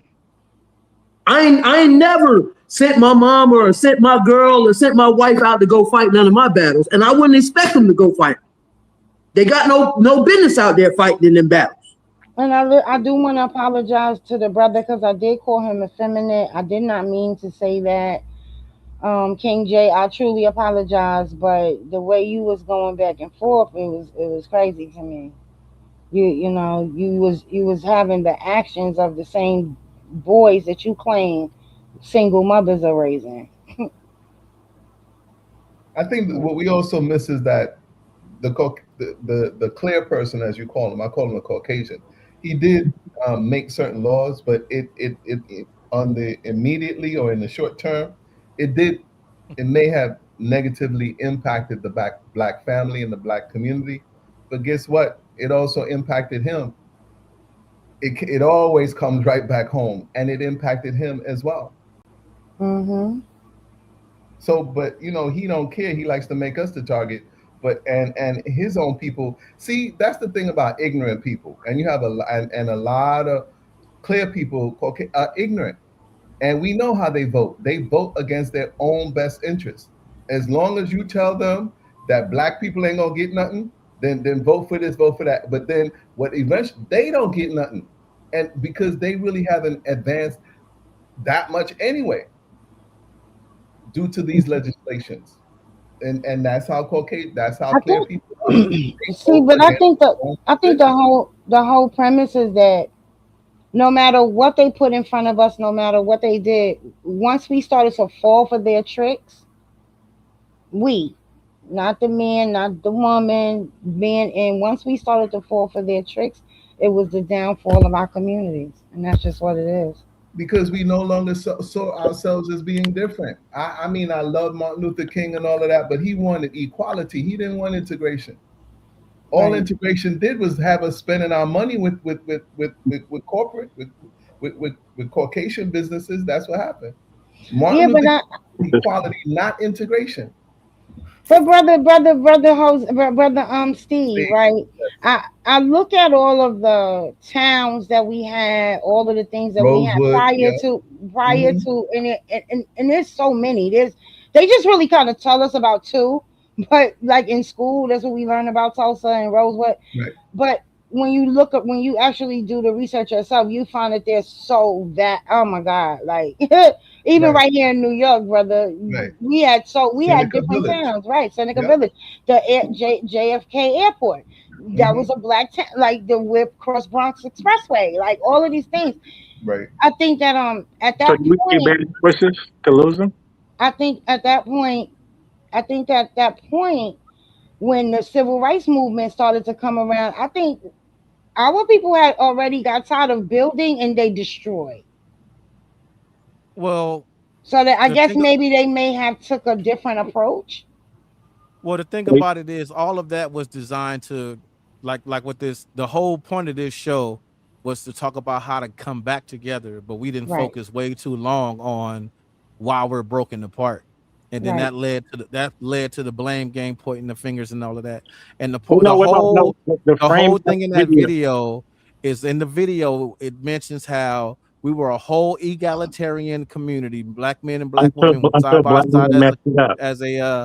as an egalitarian community. The black man had to work, the white black woman had to work, and all of that was a whole get down.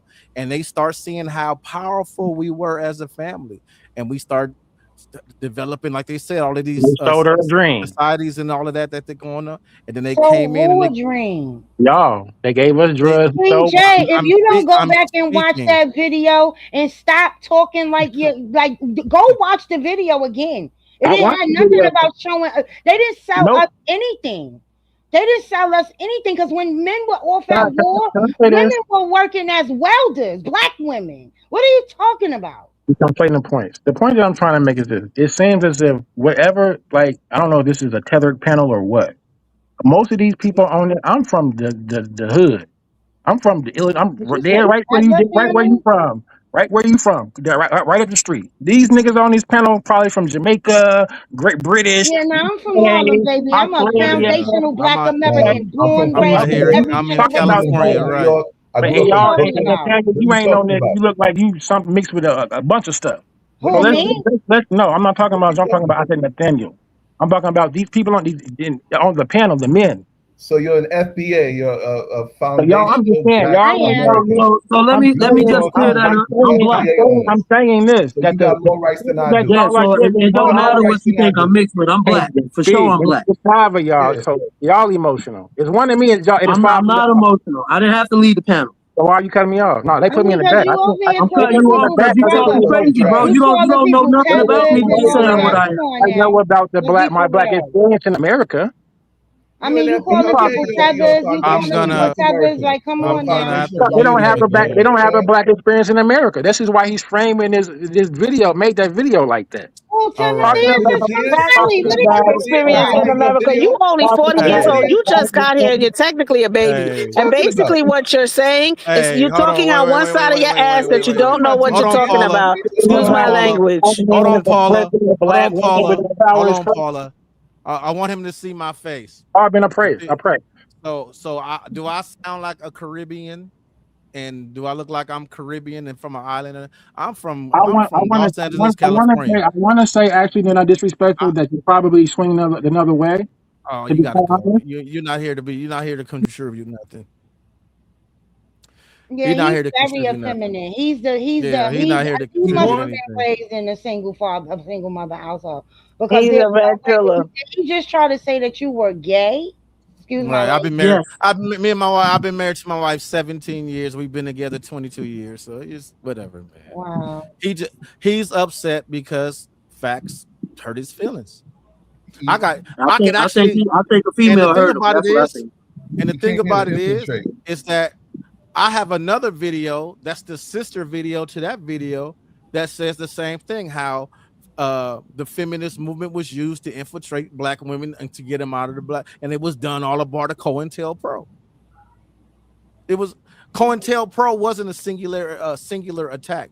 I played that video purposely because me as a man, I'm about men being accountable.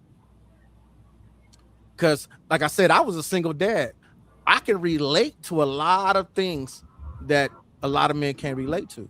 I can relate to a person telling my kid, "I'm finna come visit you," and then never show up. And then I'm left as the person that has to do damage control and make sure that that child isn't traumatized for the rest of their lives because of the experience that they have from their absent parent.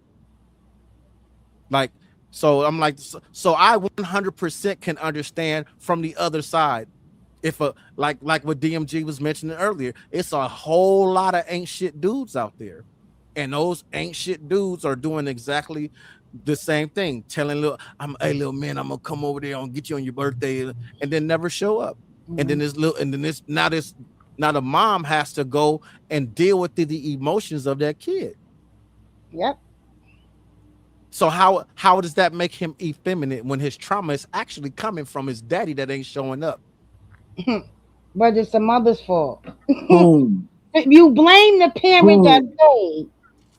How do you blame the parent that stayed? You blame the parent that stayed for the absent parent?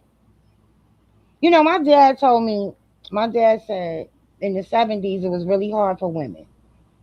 Right? I was born 1973.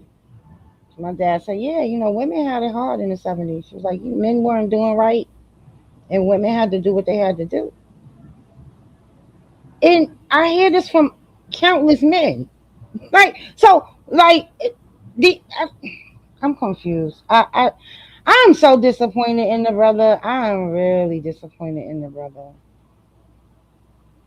Jose, I tried to stop you, but I seen you was on point from the beginning. Like from the What do time you the mean? panel opened and he came, Jose Right. was like, Right. Right. Listen, Shout outs to Jose. to be honest, like bro, I was gonna tell you not to send a link for him, but I didn't want to seem like a hater because I know he want to be the most intelligent Negro in the room. But in fairness, there has to Look, be you can't both defend sides. yourself. In order Be for a mad at you. conversation, in order for a conversation to be a conversation, both sides of the argument have to be explored. They Yeah, do, but you have to do it with an open mind. His You gotta mind be is he's You not gotta be respectful. right, respectful, but his mind is not open. See, he watched the video and he internalized that video. Basically, is what he did. right. He He internalized got in his everything that feelings. video was trying to say. Much rather than sit there and watch it and say, you know what, I'm going to watch this video. I'm going to watch it with an open mind and see exactly what comes out of it. He rushed to judgment. I guarantee you, within the first minute and a half of that video, he rushed to judgment and decided he would. Oh no, they talking about all black men and how the black men was and women and all this is all about single mothers and whatever. No, you have any video that you listen to, especially if it may be an opposing view from what you believe. You, in order for you to have an argument that is cohesive, you have to know their side and your side too. And I'm looking at you. I'm looking at brothers. DMG. He talks about his experience. Brother Nathaniel, you talked about your experience. Timothy is, I know your dad passed when you were kind of young, as well. And I'm looking at you brothers, and none of you brothers are effeminate. So this rhetoric about single mothers are raising effeminate boys is Well, yeah. crazy. Well, my father died when I was 14 or 15. Yeah, but So that was still enough time at that age for you to just be some sassy little boy. But sister, like, notice he was also trying to overtalk you. When Yeah. when DMG was talking, he kept quiet. But when you started to talk, he kept trying to But overtalk you you. heard him say to me that I'm over talking to men, and I said to him that Right, that don't work with right, me over here. I right, respect who respects me, man right, or woman or No, child. but so what he was trying to do was play you weak because you right, are a woman. So he was right, playing you weak. Like, oh, so I don't care what she says. He's gonna come in there with his bluster and he's gonna right, overtalk everything you say, and nothing right, that you say matters, and right, everything that you saying is a lie. And you don't know what you're talking about. right, Meanwhile, you just got here. We've been here. When he right, was born, I was 16 already. I Right. had seen some things and right, I knew some things. I could tell you some things. right, So that's why I was telling him. I was like, you don't even know what you're talking about, We was one right. year away from graduating high school by the time he was born. Like, madam. what is he talking Okay. about? So So my, he, so what you yes, talking But about? you see how the ancestors don't lie. As soon as I said it, you see how it pop up on the screen. Hmm. And this is what I'm saying. This is why they don't like Jose. Because when your leg is wet, you know Jose pissed on it. I didn't tell you it was raining. You know they pissed.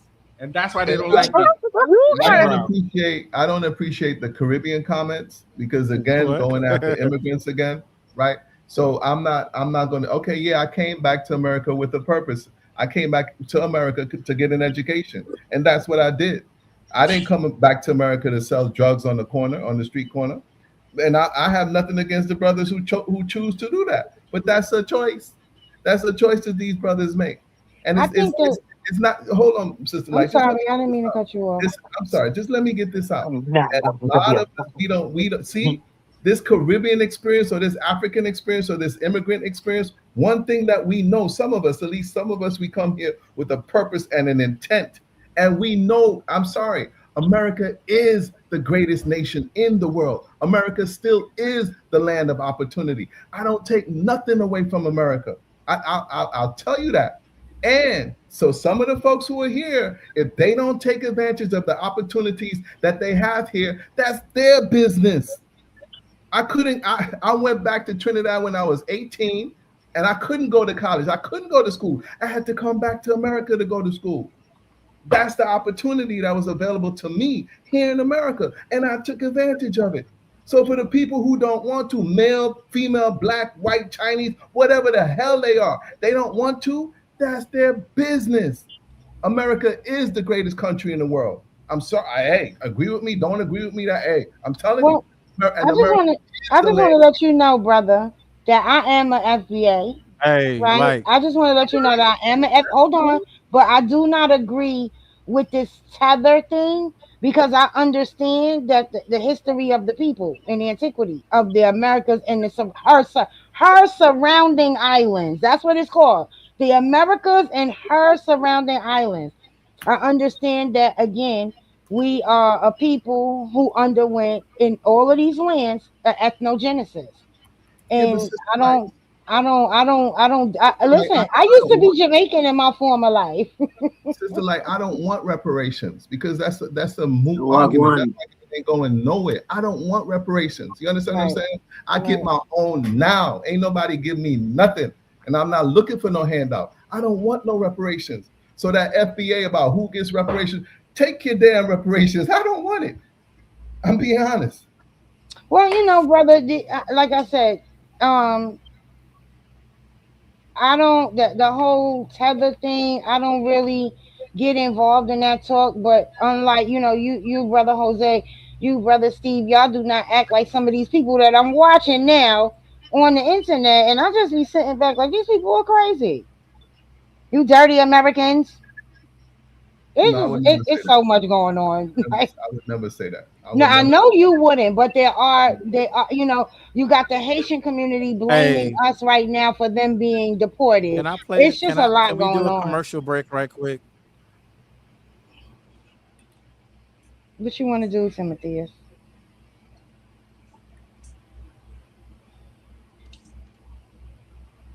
You want to play the video? If my computer will work.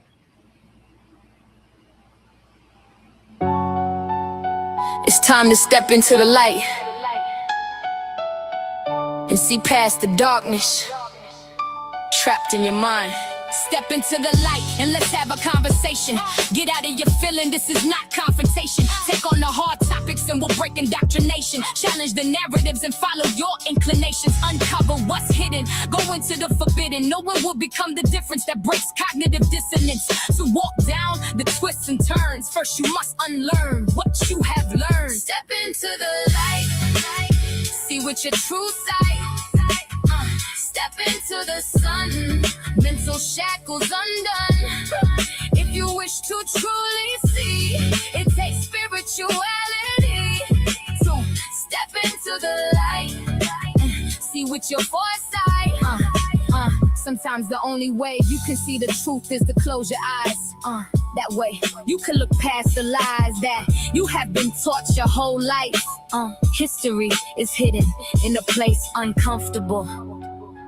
And that place is called the truth. Oh, thank you, Timothy. Timothy, that's fire. That's fire. Fire. Thank you. I just want to say to everybody on the panel, I am black. I don't know what he's talking about. I'm mixed with all kind of stuff. And as far as being feminine or whatever, ain't nobody gonna stand in my face and tell me that. So I'm a 230-pound, 6-foot man. I guarantee you, ain't nothing feminine over here. So yeah, that part. I just wanted to get that out. Real quick, y'all. I want to give a big shout out to my homie from Hawaii, Janae. Happy birthday. I love you, girl. Aloha and mahalo. Timothy, we got to get DMG to play that more. We got, like, Yeah, man, DMJ. I love that. Oh, wow. I'm serious. That's fire, serious. man. That's fire. Timothy. Now let me correct. Step into the light. Step into the light. Yes, Seems to think that step I'm into from the Trinidad. light. I'm not I from want to Trinidad. see you in the ring, Sister Light. Yeah, I got to email it to him. She's not going to debate. She's not. Take off them gloves, Sister Light. Okay, so you know what, Steve, you got to promise to work with me. Of course. Of course. No. Steve, you have a tag team partner. You can't just drop me. I'm an info warrior. What are you talking about? We all the same team. We gonna work with you. Me, we all info warriors. We gonna put it together. All right, just make sure I don't want to get dropped. Nah. Take them out. Jose, you're part of the info warriors. We all the same team. I'm joking, but I'm serious at the same. I'm joking, but I'm serious at the same time. It's a bunch of us. I'm joking, but I'm serious at the same time. You're not getting dropped. Don't worry about it. I know. But I'm not Trinidadian because everybody seems to think I'm from the Caribbean. I'm not. You just been there. You just been there that long that you caught you picked up the accent. You just happen to be living there. That's all. Yes, I've been here for over 20 years. That's okay, because like late 80s, early 90s, I used to be at so many Jamaican parties. I could speak it. I could do all of that. I know the songs. I know everything. I used to be Jamaican. Right? In my former life. Listen, New York, you know, remember there was a time all New York was Jamaican. No, Buju, my favorite artist. And Shabba Yes. Every party in Brooklyn was a Jamaican party. I know that. But I was a little Christian boy. I was banned. I used to get banned. I would like to ask all of you. I would like to put this panel together once a month. And sure. I would like all of you guys to come back once a month. Minus the troublemaker. He can't come here. We here. He's not invited to the cookout. He could come. He came to infiltrate. No, Steve, he can't come back, and I'm saying so. If he come back, you already told him about the Panthon. What was the tampon string?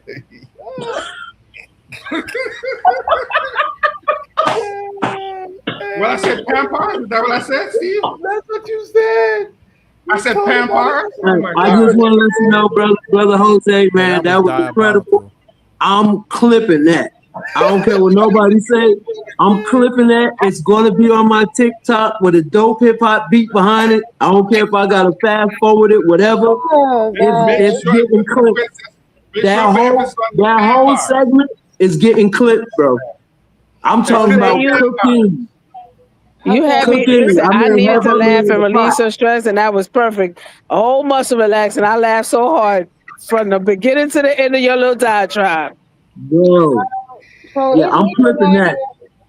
2 hours and 40 minutes, and we're getting ready to close out. So everybody, Let me just say this, Sister Light, that we all need healing, right? We all need healing, and as Sister Paula said, laughter is a form of healing. We all need therapy, and we all need healing. And loving on each other is not a sign of weakness. As Black men, we can love Black women, we can love each other, we can hug each other, and we can be there for each other.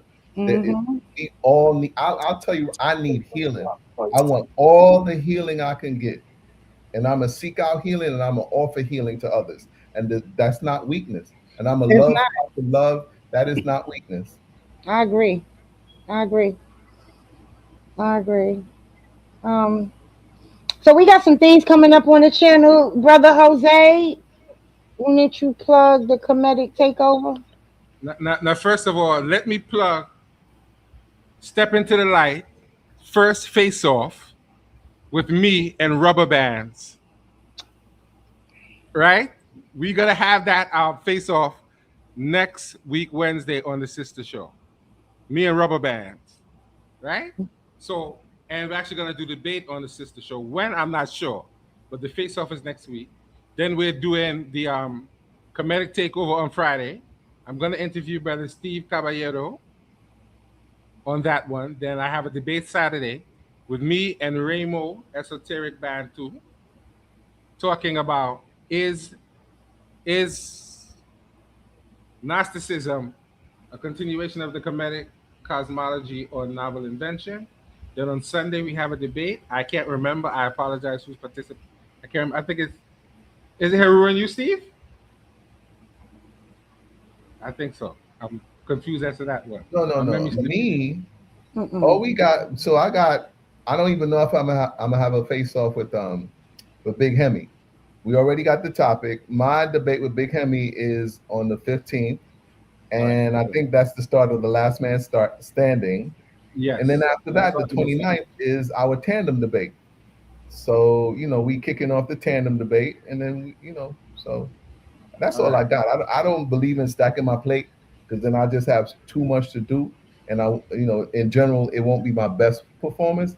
I like to have time, just to put together a solid debate. It's a Joshua debating somebody, right? Gideon. Joshua and Yes, Gideon. Yashub and Gideon. Were there any Hebrew Israelites among our enslaved African American ancestors? Right. That debate happening Sunday. And then next Wednesday is a face off. I don't know when that debate is going to be, because me and Steve got so much coming up. I don't know when that debate is going to be. But that's probably going to have to be somewhere in mid-August. And we all head hunting for King J. I want King J. Oh yeah. King J. Me first, Steve. Steve, me first. You laid out. Let me get him first. I'm getting him first. I didn't want King J. Wait a minute. I'm looking at brother Nathaniel. He looking like he won him too. Yeah, he does. No, but Yeah. I didn't want him first. I was throwing what's left to Nathaniel and the comedic infomonger, because I want to challenge him on what does he know about Medu Necha, because he always act like he's a linguist. So I'm going to challenge him on that. So you go set that up sometime. I don't know when we go set that up. And then Nathaniel could have the little eye, the little piece of eye, and the one little piece of hair that's left. That's enough. That's what going to be left. Sister Light, when I said that Abraham was from Mesopotamia or Sumeria, he was Earl of the Chaldees. And then I said, oh, I don't remember. Do you want me to look it up? I looked it up. Earl of Chaldees, Southern Sumeria in Mesopotamia. Then he was trying to jump in my face, jump in my mouth, but whatever. I let the brother step up again, let him step out, let him jump out the window, and we could do this. Where he is? Notice he ain't here. Where he at? I don't know. I think he He got off the panel because he's the victim now. So that's the feeling I got from it. That somehow he was the victim after he said what he said. But I took it personal because my mom did what she had to do. My grandmother did what she had to do. My aunts did what they had to do. I grew up in a house full of women. So a you ain't lot gonna of say, us hey, a lot of yeah, us watch women carry the community. And just because they didn't do a stellar job, now they get the blame. But again, why blame the parent that stayed and not the parent that left? right. But also black women are more highly educated than black men. Not for nothing. Black women, when you talked about teachers, you have more black female teachers who are better educated than black men. You can't blame the black woman for going and working hard and getting an education and moving up. Right. You can't blame her for that. These are her We need to accomplishments. support them. Right. We need Support to her. support them. That's That's right. right. And that's what I said in the beginning. We as black men, listen, I don't have any kids, right? So I ain't never abandoned no kids, and I never would. But at the same time, I understand those type of things took place. So it's my responsibility, especially when I go out in public, because that's who they come for first. They come for the women first. They're not gonna approach a guy like me. You know what I mean? They'll approach somebody's grandmother or somebody's mother or somebody's sister. And so as men, as black men, I feel like we just need to do a better job stepping up. Forget about blaming who. We talking about right now today, and right now today, that's what black men need to do for black women. They had enough, or we still got to let them give them some more. We also need to do it for ourselves. We should do it That's for right. ourselves before we do it for anyone else. Right. And so when she brought up the show, that's what I was thinking. Them was the lines I was thinking along. Yeah, we do need to. And we had a conversation. I think me and D&G and a couple of other brothers had a conversation about that, where I actually said the same thing I said on this panel tonight. Black woman, the most hated woman on this planet. She hated by everybody. So who are we as black men to hate her with them? Go back to hip hop culture and I everything. don't understand the hate. I just don't understand. Tupac was very, very prophetic when he said, if we don't, we'll have a race of babies that'll hate the ladies. Mm. He said it's time to heal our women, kill for our women, be real to our women. If we don't, we'll have a race of babies that'll make it was like every time I hear it, I'm like, he saw it. He saw it happening. Right. Because he lived it with his mother. Yep. He lived it with his mother. So it's hard for me to sit back and the stuff he said, I took that personal. Like, you know what I mean? Wait a minute. Right. We were supposed to die. We were supposed to die with the men. We took welfare. We took. I mean that don't make sense neither, because my mom ain't never got food stamps. She wasn't never on welfare. She took brother. Let me tell you, and I was trying to get into it with the brother. Do you know that there was the welfare laws were contingent on the state you lived in, right? Because there were some states where you could be married and get benefits. There were some states where anybody who was of working age, and that even if you was a child, had to go work in that field to get that.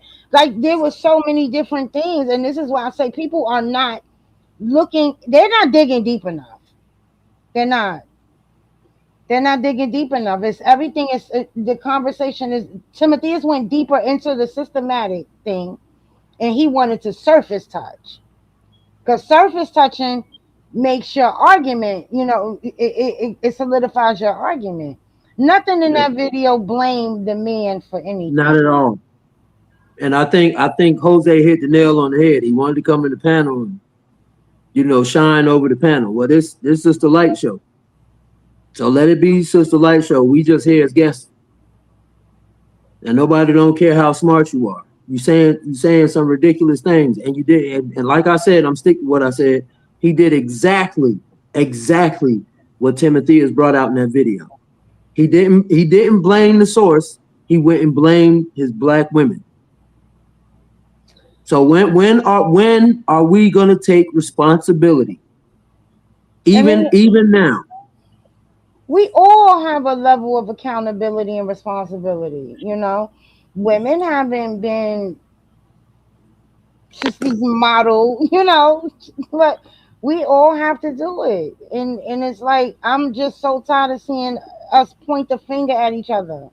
I want to see us heal and move forward because if not, I got grandbabies. What kind of world are they going to live in? Right. What kind of mates are they gonna have? Right. What kind of community are they going to have? Like this whole, but I do notice that I don't know. It's like not the same in real life as it is, but it's catching on very fast. The internet rhetoric is really starting to is spreading. You know, this is why you got young men taking women on dates, and because they don't want to. Now they, oh yeah, I'm not paying for that. I'll call you out your house for a date. I'm gonna pay for the date regardless of whatever. Like, how dare you call somebody out, take them on a date, and because they say they're not coming home with you, oh, I'm not paying for that. You could pay for your own stuff. Well, we could have did that from the door. I could have just stayed home, or I could have went out with somebody else. Like, what are we doing? So it's a lot of games being played. Right. Yeah, but them games, it's not solely on the man. Everybody play game. Everybody play game. We all got game. No, I know it's not. That's why I said you heard when I said if I call you out of your house for a date, then it's for me. Right. I'm not gonna be like, yo, you ain't coming home with me. I ain't. You be looking at me like, what, girl? If you don't go sit down somewhere. Everybody be kicking game. That's what it's about. That's what we do. You know what I'm saying?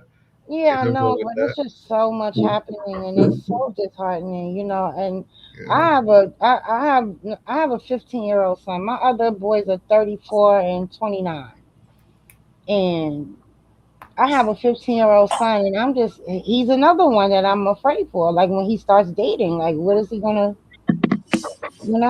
what is he gonna run into? Wow. He gonna run into what he run into in Harlem. Did I just tell my age? You know how old you are.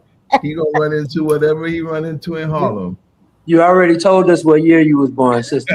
I got it in here now. Got some beautiful people in Harlem. He gonna run into what he run into. Yeah, my son is very much yeah, he doesn't even like to be outside. Like school, he goes to school, he comes right home. I've never like every day like clockwork, he walks in the house at the same time. Like I don't have to. So if he's late, then that's when I kind of worry. Like, wait a minute, hold on, what's going on? Yeah, he says that it's nothing out there for him, and he just doesn't want to get in trouble. Well, aren't you happy that he recognizes that he don't need to be running behind these fast I am, but I just don't want him. I am, but I don't want him to be. I don't want him to lack social skills. I don't want him to be so introverted, and I want him to be able to recognize when danger's in the room. So and you really only learn those skills from being outside. Is he sheltered? I mean, if that's what you want to call it. Well, then you take him outside. I do. I mean, he can go outside. He got a whole bunch of cousins, but he just yeah. But you need to take him back to your hood. We live where we are. We live in the same community. Don't take him back to your hood, Light Brown. Yeah. Oh, he lives in the hood that you're from? Yes, from Harlem. Okay, well, then you need to take him to the. You need to do a scared straight. Take him to some of your homies and let them scare him straight.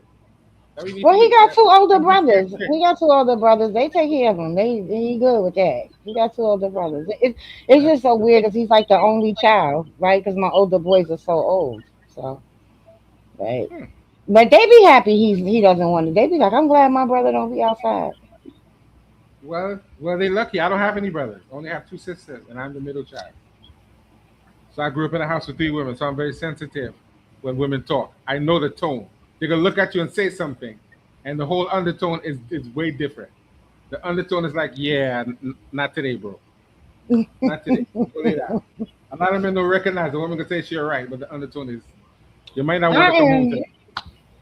So I will see you brothers on Wednesday for Brother Steve and Easy Bands, not Not rubber me. bands. Not me. Brother Jose and Rubber Band. That's You know, I'm not even gonna lie. I call Steve Jose and Jose Steve all the time now. I don't know why, but yeah, I will see you guys Wednesday for the face-off between these two brothers. The brother actually had a debate tonight on Sonetta. Who that? Easy Bands? Rubber Easy Bands? Bands. Yeah, Rubber Bands. Rubber Bands, you can start a call. Y'all are being mean. Don't do that. Don't do that. I'm not going to be mean.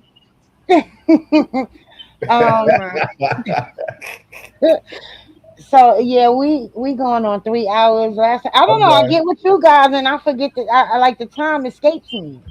All right. I love it. That means we're having a good time and good Beautiful show. Right. Beautiful Time show. flies when you're having fun. Yeah, I think we got some work done. We Sis, did. you're doing a good job, and we love you for being Thank you. you. I appreciate you guys. And we know who's not invited to the cookout ever again until they learn to behave themselves. We're not doing that. Wow. You gonna got no revoke my respect, man? you can't You gonna revoke my manhood pass just like that, bro? No, I don't Over vote for disagree. I'm saying, What happened to I'm being saying, if it was disagreeing without being disrespectfully disagreeable? What happened to that? DMG said that. I never committed to that nowhere in my heart. So don't put me on that. I never said that. Thank you, I didn't Sister say if I'm black, I'm Ivory. with you at Thank all. you. I didn't say that. I didn't What's say she that. say? Good night, sis. What she What I'm say? saying, if it was me, Nathaniel, Great they would have put me out 2 hours ago and told me relax yourself and banned me. Well, I'm glad he didn't put you out because I'm gonna rewind this. I'm gonna download and I'm gonna rewind this. This is getting clipped. That little spill you put on, bro. It was hilarious. It was Let me hilarious. get out of here. I'm going to lay Boy, down. that was made. That's made for TikTok. I got the censor notes and everything, so it don't matter what. Boop, boop, boop, boop. It'd be chef's kiss, Nobody bro. That's cursed. what I it's didn't use any bad words. That I didn't do. I mean, the tampon string might be questionable for TikTok, so you know, I don't really take those things. So because now you're making me feel bad for saying what I said. no. What you said was absolutely was, and it went so well. It went. I mean, bro, I just muted and it just. I was dying laughing, bro. Like, oh, he cooking. I was trying to stop him, and Steve is over there like, let him go. He was doing his thing. You know why? Because Steve didn't want to say it. Steve wanted to maintain his pretty boy collegiate image. He didn't want to say it. He didn't want to say it. That's why. And Timothy, he just so patient. He didn't want to say it neither. Timothy is just way more patient than me, and he just didn't want to say it. Oh, wow. All right, fellas. I'm going to say good night Have to a good night. y'all. Good night. Timothy, And I peace, really my brother. appreciate you. I appreciate you brothers coming to we got to do this again because I think we didn't really get into the meat and potatoes of it. It just went somewhere different.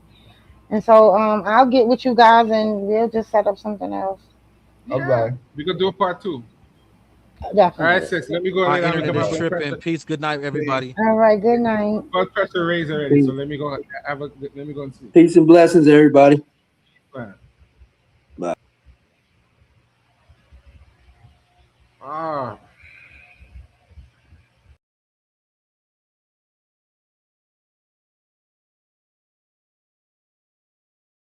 I don't got no friends.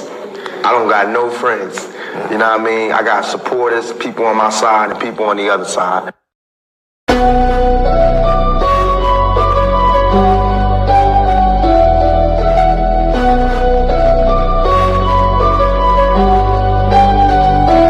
Welcome to the shift where the whole room glows. DMG vibes got the city on go. Stand on what you know, every mind gon' grow. This you flat, I'm with you, let the whole world know. Paradigm like yo, shine just right. Respect your view even if we don't align right. We can disagree and still keep the love tight. DMG family, we elevate the mind right. This that channel that be talking back, energy attack. Iron sharp as iron, watch the holy react. Competition in the building, better tighten up your facts. We ain't clones, but we still mirror how you crack under impact. Every debater work out, spot a weak, rap fast. You live wrong, paradigm shift, and break your stance. I'm the judge, the jury, the pen, the contrast. My bars hit always like a quadruple, bottom to the shift, where the whole room go.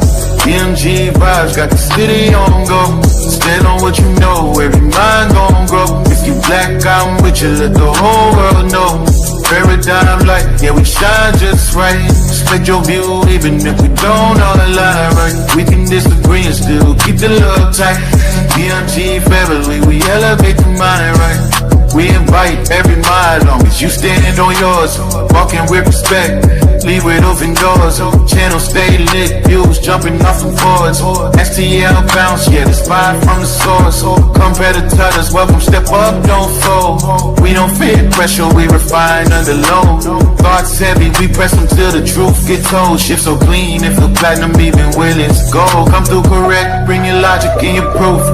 Speak your truth, just don't run from the truth. We debate with grace, that's the paradigm groove. Flow so smooth, even turbulence move. Welcome to the shift, where the whole room go. DMG vibes, got the city on go. Stand on what you know, every mind gon' grow. If you black, I'm with you, let the whole world know.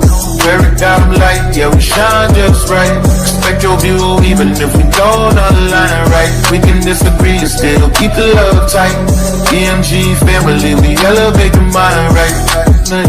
Where the home go. DMG Bob, got the city on go. Stand on what you know, every mind gon' go. If you black, I'm with you, let the whole world know. Paradigm light, yeah, we shine just right. Respect your view, even if we don't align right. We can disagree and still keep the love light. DMG family, we elevate the mind right. Welcome to the shift. DMG vibes, got the city on go. Welcome to the shift. Stand on what you know, every mind gon' grow. Welcome to the shift. If you black, I'm with you, black, I'm with you. Welcome to the shift. We can disagree and still keep the love tight. Welcome to the shift. DMG family, we elevate the mind right. Welcome to the shift. DMG vibe, got the city on low. Walk with paradigm shift, keep it real for.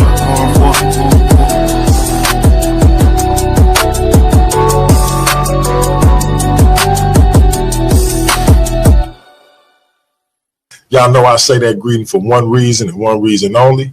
It's because if you black, I'm with you. And I hope that you with me.